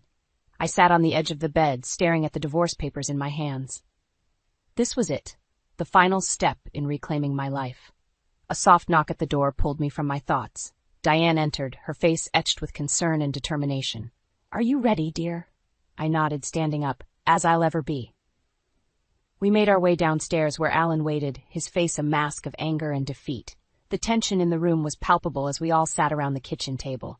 Before we do this, I said, my voice steadier than I felt, I want to know why, Alan. Why wasn't I enough? Alan's jaw clenched. It wasn't about you, Camille. I felt trapped in this house, in this life. Linda was an escape. An escape? Diane's voice cracked like a whip. You destroyed your marriage for an escape? Alan's eyes flashed. You're one to talk, Mom. You've been suffocating me for years, always hovering, always judging. I watched as mother and son glared at each other, years of resentment bubbling to the surface. But I wasn't about to let Alan deflect from his actions. Enough, I said firmly. This isn't about your mother, Alan. This is about the choices you made, the lies you told, the family you're abandoning. Alan's face crumpled. I never meant for it to go this far. I didn't want to hurt anyone. But you did, I said softly. You hurt all of us, and now we all have to live with the consequences. I slid the divorce papers across the table. Alan stared at them for a long moment before picking up the pen. As he signed, I felt a weight lift from my shoulders. It was over. Really, truly over. What happens now? Alan asked, his voice small. Diane spoke up, her tone resolute. Now you leave. This house is no longer your home. I'm signing it over to Camille. Alan's head snapped up. What, Mom, you can't. I can and I am, Diane cut him off. Camille needs a fresh start, and so do I. We're going to sell this place and split the proceeds. Then we're both moving on, together. I looked at Diane in shock. We hadn't discussed this. Diane, I can't accept. She reached across the table, squeezing my hand. You can, and you will. You're the daughter I always wanted, Camille. Let me do this for you, for us. Tears welled in my eyes as I nodded, overwhelmed by her generosity and love. Alan stood abruptly, his chair scraping against the floor. So that's it? You're both just cutting me out of your lives? I met his gaze steadily. You cut yourself out, Alan. But it doesn't have to be forever. If you get help, if you make amends, especially to Linda and your child, maybe someday we can have a relationship again. But for now, yes, this is goodbye. As Alan walked out the door, I felt a chapter of my life closing. But instead of sadness, I felt hope blooming in my chest. Diane and I spent the rest of the day making plans. We'd sell the house, find new places to live, close to each other, but not too close. We talked about trips we wanted to take, hobbies we wanted to pursue. For the first time in years, I felt excited about the future. That night, as we sat on the porch watching the sunset, Diane turned to me with a smile. You know, Camille, I always wanted a daughter. I just never expected to find her quite like this. I leaned my head on her shoulder, feeling truly at peace. I always wanted a mother who understood me. Looks like we both got our wish. As the sky turned from gold to purple, I realized that sometimes family isn't about blood. It's about choice. It's about love. And Diane and I, we'd chosen each other. We'd weathered the storm together and come out stronger on the other side. Whatever the future held, I knew one thing for certain. I wasn't alone anymore. And that was worth everything.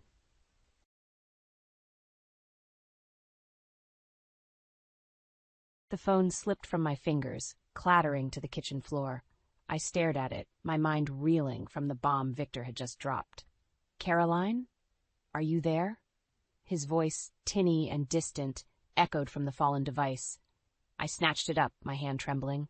What do you mean your mother's moving in with us, Victor? We never discussed this. I know, he said, his tone placating. But Dad's funeral was last week and she's all alone now. What was I supposed to do? I gripped the counter, steadying myself. Maybe ask your wife before making life-altering decisions. Look, it's temporary. Just until she gets back on her feet. I snorted. Temporary?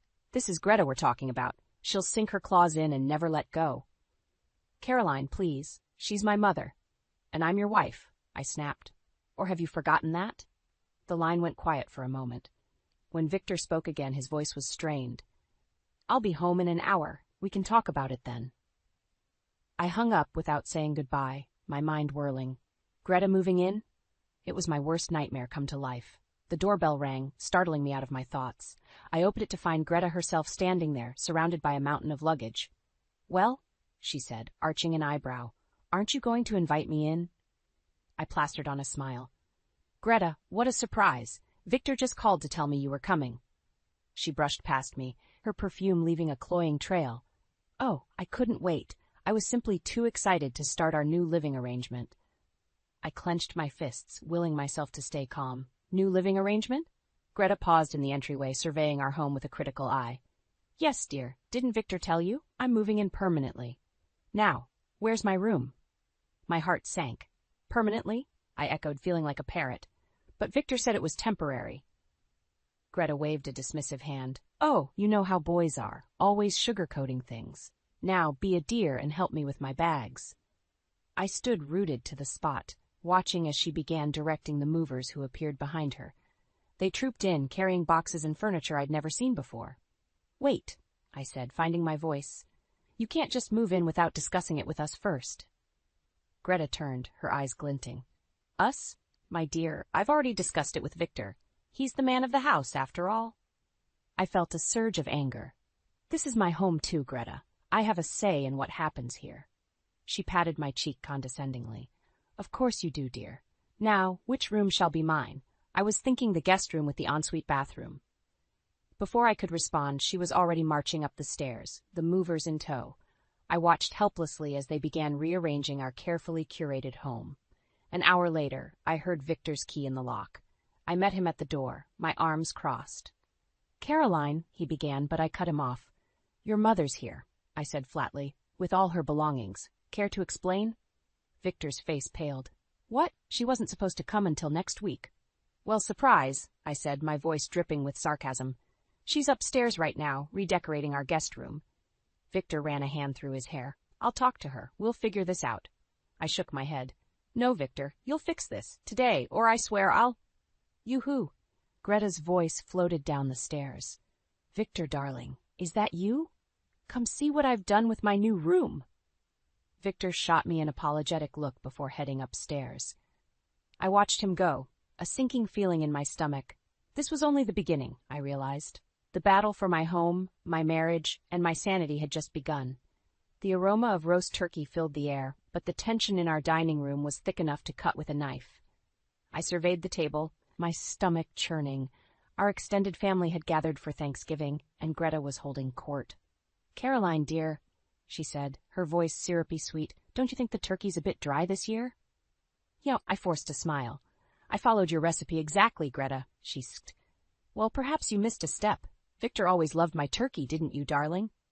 Victor, seated beside her, nodded absently. I caught his eye, silently pleading for support, but he quickly looked away. Aunt Martha cleared her throat. I think the turkey's lovely, Caroline. Oh, you're too kind, Greta interjected before I could respond. But we mustn't encourage mediocrity, must we? I gripped my fork tighter, willing myself to stay calm. It had been 3 months since Greta moved in, and each day was a battle. Victor had promised it was temporary, but temporary seemed to have no end in sight. So, Caroline, Uncle Joe piped up, clearly trying to change the subject, how's work going?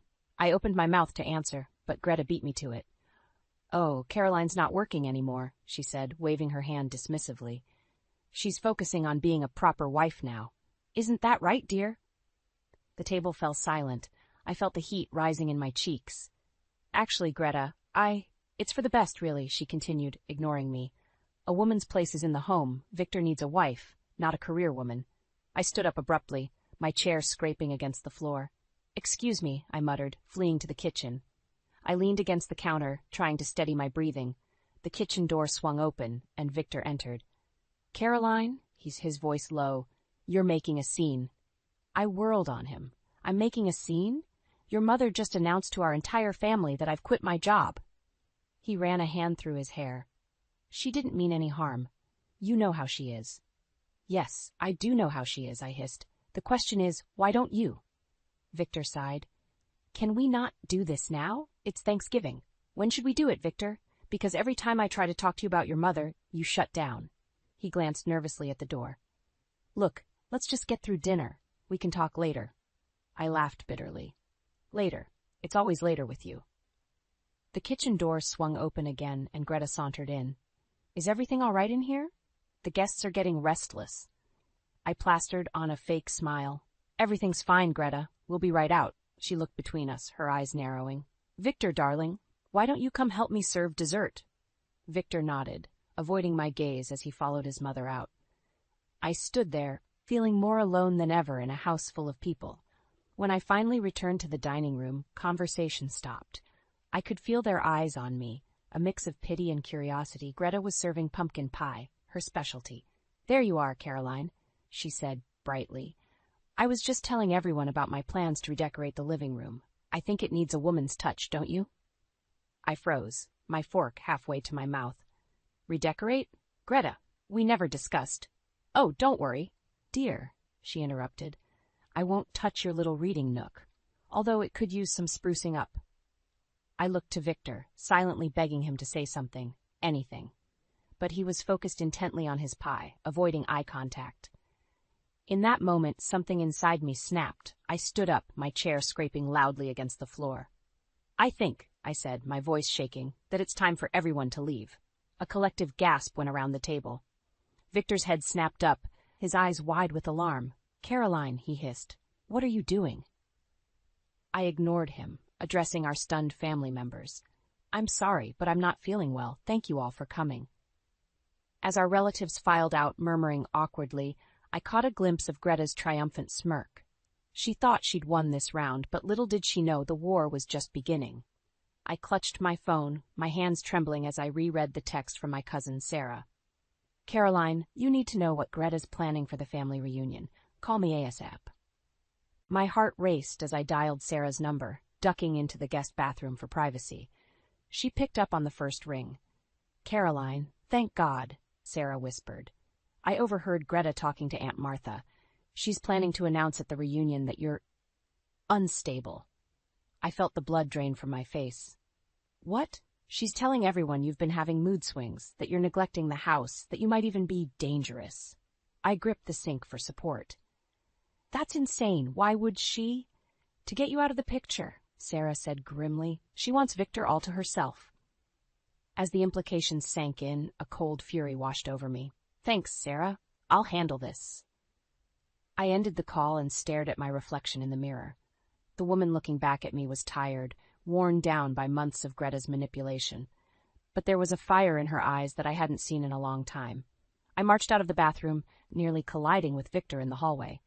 Caroline, he said, startled, I was looking for you. Mom wants to discuss the seating arrangements for the reunion. I met his gaze, my voice steady. We need to talk, now. His brow furrowed. Can it wait? Mom's? No, I cut him off. It can't wait, and it doesn't involve your mother. I led him to our bedroom, closing the door firmly behind us. Victor sat on the edge of the bed, looking wary. What's this about? He asked. I took a deep breath. I want a divorce. The words hung in the air between us. Victor's face went through a range of emotions. Shock, disbelief, anger. What? He finally sputtered. Caroline, you can't be serious. I've never been more serious in my life, I replied, my voice surprisingly calm. This isn't working, Victor. It hasn't been for a long time. He stood up, pacing the room. Is this about my mother? Look, I know things have been tense, but it's not just about Greta. Well, I interrupted. It's about us. About how you've consistently chosen her over me. About how you've let her take over our lives, our home. Victor's face hardened. She's my mother, Caroline. What did you expect me to do? I expected you to be my partner, I shot back. To stand up for me, to set boundaries, but you've failed at every turn. He ran a hand through his hair, frustration evident in every line of his body. You're overreacting. We can work this out. I shook my head. No, we can't. Not anymore. Just then, a knock at the door made us both jump. Greta's voice floated through. Victor? Caroline? What's going on in there? I saw the panic in Victor's eyes, and something inside me snapped. I yanked open the door, coming face to face with my startled mother-in-law. We're discussing our divorce, I said, my voice ringing clear in the sudden silence. Greta's eyes widened, then narrowed. Don't be ridiculous, Caroline. You're obviously having one of your episodes. I laughed, a harsh sound that surprised even me. Oh, I'm having an episode, all right. It's called finally standing up for myself. I turned back to Victor, who was staring at me with a mixture of shock and... Was that admiration? I'm leaving, I announced. I'll be staying with Sarah until I can find my own place. And Victor, I suggest you talk to a lawyer. As I brushed past a sputtering Greta, I felt a weight lift from my shoulders. The road ahead would be difficult but for the first time in months, I felt like I could breathe. I paused at the top of the stairs, turning back to face them both. Oh, and Greta, you can have the house. I hope you and Victor will be very happy together. With that parting shot, I descended the stairs, my head held high. The future was uncertain, but one thing was clear. I was finally taking control of my life. I stared at the phone bill in my trembling hands, my world crumbling around me.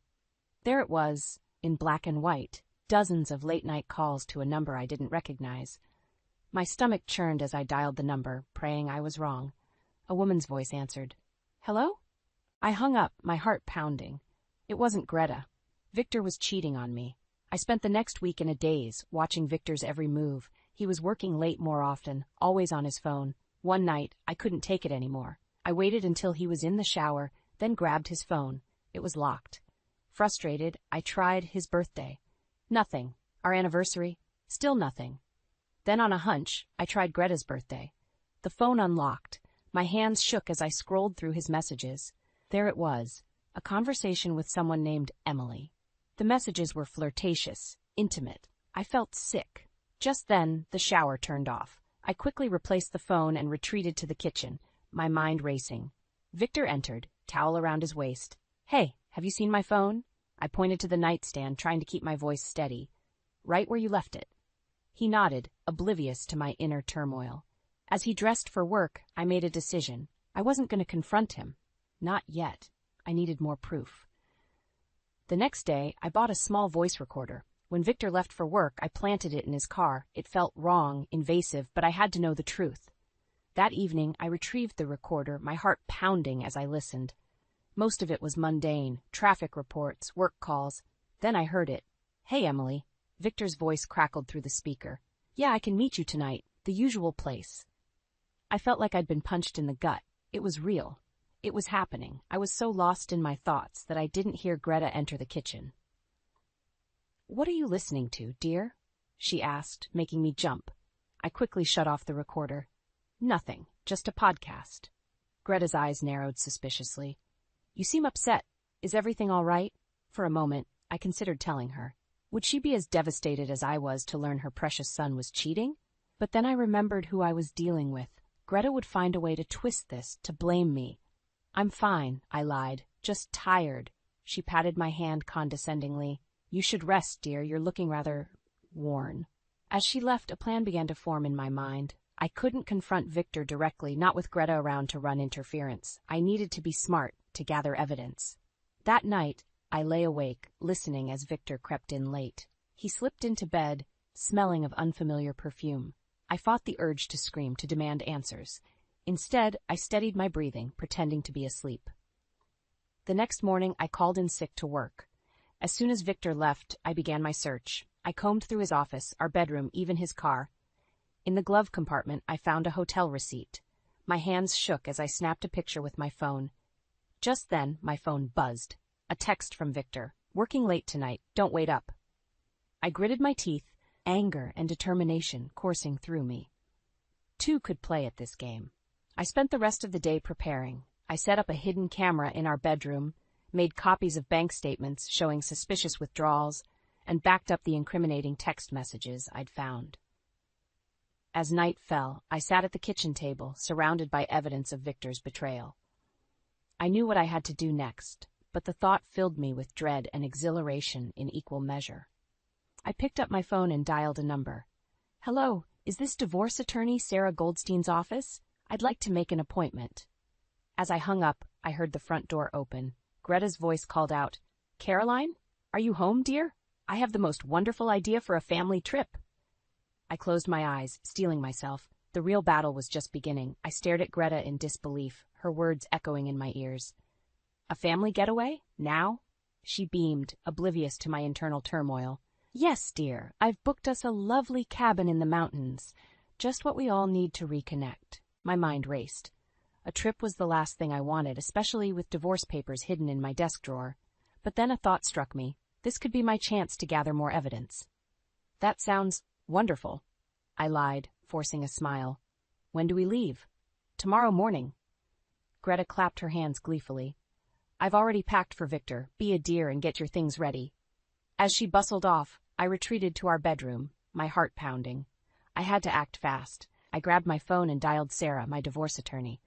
"Caroline, what's wrong?" Sarah's voice was laced with concern. I quickly explained the situation. "What should I do?" Sarah paused. "This could work in our favor. Document everything. If you can get concrete proof of his infidelity or Greta's manipulation, it'll strengthen our case." I nodded, determination setting in. "I'll do it." The next morning, we piled into Victor's SUV. I sat in the back, feigning a headache to avoid conversation. As we wound through mountain roads, I covertly activated the voice recorder on my phone. At the cabin, Greta immediately took charge. "Victor, darling, help me with the bags. Caroline, do be useful and start dinner." I bit back a retort and headed to the kitchen. As I prepared the meal, I overheard Victor and Greta whispering in the living room. "Are you sure about this, Mom?" Victor's voice was tense. "Trust me, darling. By the end of this trip, we'll have everything sorted out." My blood ran cold. What were they planning? Throughout the evening, I remained vigilant. I noticed Victor checking his phone frequently, always angling the screen away from me. Greta, meanwhile, kept pushing glasses of wine into my hand. "Drink up, dear. You seem so tense," she cooed. I pretended to sip, dumping the wine when no one was looking. I needed to stay sharp. As night fell, I excused myself early, claiming fatigue. In the bedroom, I quickly set up a small camera I had hidden in my toiletry bag, positioning it to capture the room's entrance. Hours later, I was jolted awake by voices. Peering at my phone, I saw Victor sneaking out of the cabin. I slipped out of bed, following at a distance. In the moonlit clearing behind the cabin, I saw Victor meet a woman. My heart sank as I recognized her. Emily, his secretary. I raised my phone, recording their intimate embrace. Suddenly, a twig snapped beneath my foot. Victor's head whipped around. "Who's there?" I darted back to the cabin, my heart racing. As I reached for the door handle, it swung open. Greta stood there, her eyes glinting maliciously in the darkness. "Well, well," she sneered. "Sneaking around at night, are we? What would Victor think?" I pushed past her, my mind reeling. "I know what you're doing, Greta, both of you. It ends now." She grabbed my arm, her nails digging into my skin. "You have no idea what you're up against, you foolish girl." I wrenched free, running to the bedroom. I grabbed my pre-packed bag from under the bed, shoving my phone and camera inside. Victor burst in, his face flushed. "Caroline, what's going on?" I stood tall, facing both of them. "I'm leaving. This charade is over." Greta's face contorted with rage. "You can't leave. We won't let you." In that moment, I saw the truth of my situation with crystal clarity. This wasn't just about saving my marriage anymore. It was about saving myself. I clutched my bag tightly, my voice steady despite my pounding heart. "Watch me." As I pushed past them and out into the night, I knew there was no turning back. The real fight for my future was just beginning. I huddled in the small motel room, my heart still racing from my midnight escape. The neon sign outside cast an eerie glow through the thin curtains. I hadn't slept, my mind replaying the events of the past few hours on an endless loop. A knock at the door made me jump. "Room service," a muffled voice called. I frowned. I hadn't ordered anything. Cautiously, I approached the door, peering through the peephole. A young man in a hotel uniform stood outside, holding a covered tray. Against my better judgment, I cracked open the door. "I didn't order." The man thrust the tray at me. "Compliments of the management, ma'am." Before I could protest, he was gone. I stared at the tray, my stomach churning with unease. Slowly, I lifted the cover. A single envelope lay on the white cloth, my name scrawled across it in familiar handwriting. Victor's. With trembling hands, I tore it open. Inside was a short note. "Caroline, please come home. We need to talk. V." I crumpled the paper, anger and fear warring inside me. How had they found me so quickly? My phone buzzed, a text from an unknown number. "You can't hide forever, dear. G." Panic clawed at my throat. I had to get out of here. I threw my few belongings into my bag and rushed out, keeping my head down as I hurried to my car. As I pulled out of the parking lot, I noticed a black SUV start up behind me. For the next hour, I drove aimlessly, taking random turns, doubling back. The SUV remained at constance in my rearview mirror. My palms were slick with sweat on the steering wheel. Finally, I pulled into a busy shopping center, losing myself in the sea of cars. I parked and waited, my heart pounding. After what felt like an eternity, the SUV drove past, still searching. I let out a shaky breath, then froze as my phone rang. It was Sarah, my lawyer. "Caroline, where are you? I've been trying to reach you all morning." I quickly filled her in on the night's events. She listened in stunned silence. "Caroline," she said slowly, "I think I know what's going on. Remember those bank statements you showed me? I did some digging. Victor's been embezzling from his company. I think they were planning to frame you for it." The world seemed to tilt on its axis. "What?" "Listen carefully," Sarah continued. "I need you to come to my office right now. We need to get ahead of this." I agreed, my mind reeling. As I started the car, a wave of nausea hit me. I barely made it out of the car before I was violently ill. Wiping my mouth, I noticed my hand was shaking. Not just shaking, trembling uncontrollably. My vision blurred, and a strange metallic taste filled my mouth. With dawning horror, I remembered the tray from the motel, the envelope. I'd touched it with my bare hands. I fumbled for my phone, barely able to hold it as I dialed 911. "I think I've been poisoned," I managed to gasp before the world went dark. I drifted in and out of consciousness, aware of flashing lights, urgent voices. The sterile smell of a hospital filled my nostrils. Severe poisoning, touch-activated toxin, lucky to be alive. I forced my eyes open, squinting against the harsh fluorescent lights. A doctor leaned over me, her face grave. "Mrs. Harrison, can you hear me?" I tried to nod, but my body wouldn't cooperate. "You've been poisoned," she continued. "We're doing everything we can, but I'm sorry, we don't know if there will be lasting damage." Tears slid down my cheeks as the full weight of the situation crashed over me. Victor and Greta hadn't just tried to frame me, they'd tried to kill me. As darkness crept in at the edges of my vision, one thought crystallized in my mind. I had to survive. Not just for myself, but to make sure they paid for what they'd done. With the last of my strength, I grasped the doctor's hand. "Call my lawyer," I whispered. "Tell her everything."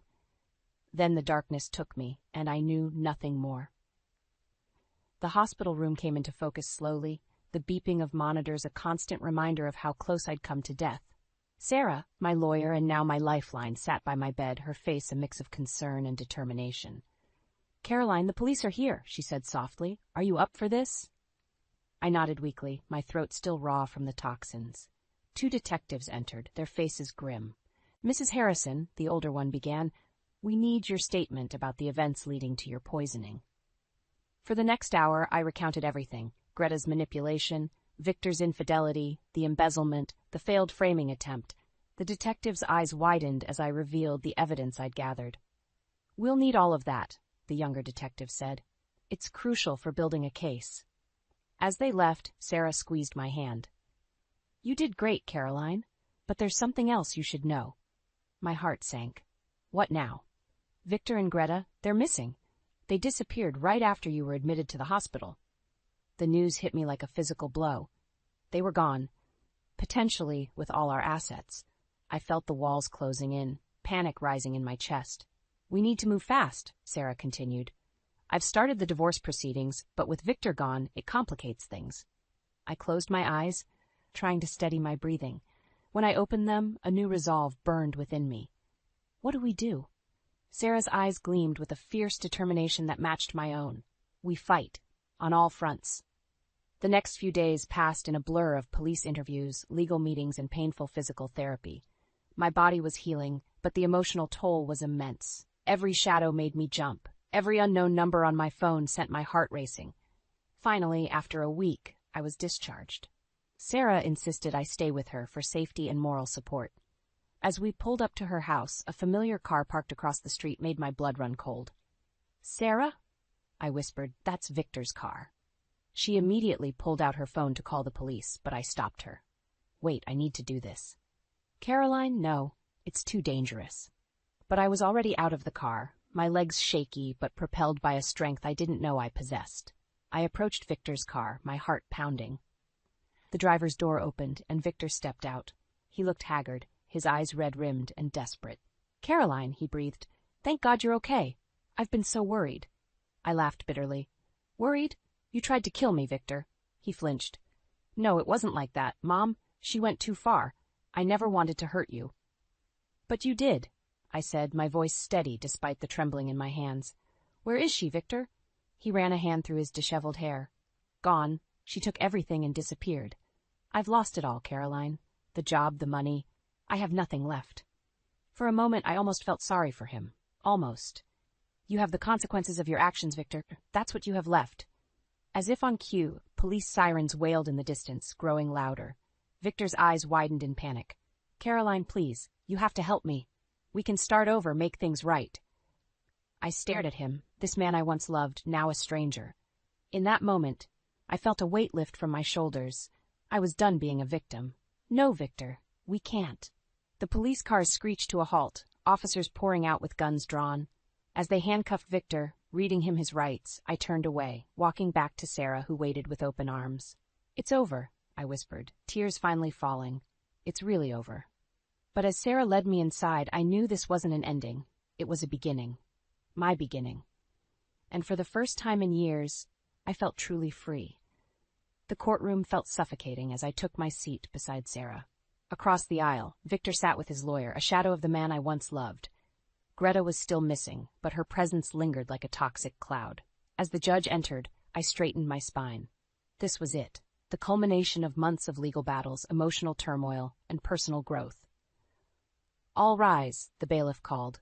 The proceedings began, a blur of legal jargon and accusations. I barely heard the words, focused instead on maintaining my composure. Then Sarah squeezed my hand. "Your Honor," she said, standing, "I'd like to present evidence of Mr. Harrison's embezzlement and the attempted framing of my client." The courtroom erupted in murmurs as Sarah methodically laid out our case. Bank statements, recorded conversations, even the toxicology report from my poisoning, it was all there. irrefutable. Victor's face grew paler with each revelation. His lawyer scrambled to object, but the judge overruled him at every turn. Finally, it was my turn to testify. As I took the stand, I locked eyes with Victor. For a moment, I saw a flicker of the man I'd married, scared, vulnerable. But then his jaw set, and I remembered every manipulation, every betrayal. "Mrs. Harrison," the judge said, "please tell the court, in your own words, what transpired in your marriage." Taking a deep breath, I began my story. I spoke of Greta's arrival, the slow erosion of trust, the mounting evidence of Victor's infidelity and financial crimes. My voice grew stronger as I recounted the poisoning attempt and my subsequent fight for justice. "Your Honor," I concluded, "I'm not just seeking a divorce, I'm seeking protection and restitution for the harm done to me." The judge nodded gravely. "Thank you, Mrs. Harrison. You may step down." As I returned to my seat, I felt a weight lifting from my shoulders. Whatever the outcome, I'd spoken my truth.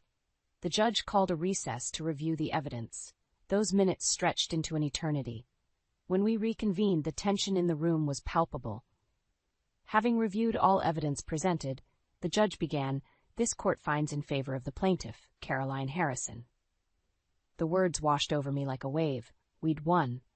"Mr. Harrison," the judge continued, turning to Victor, "in light of the criminal allegations presented here, I'm referring this case to the district attorney's office for further investigation and potential prosecution." Victor slumped in his chair, defeated. As the bailiff approached to take him into custody, he looked at me one last time. "I'm sorry?" he mouthed. I nodded, not in forgiveness, but in acknowledgement. It was over. Outside the courthouse, reporters clamored for a statement. Sarah fielded their questions while I stood silent, still processing the day's events.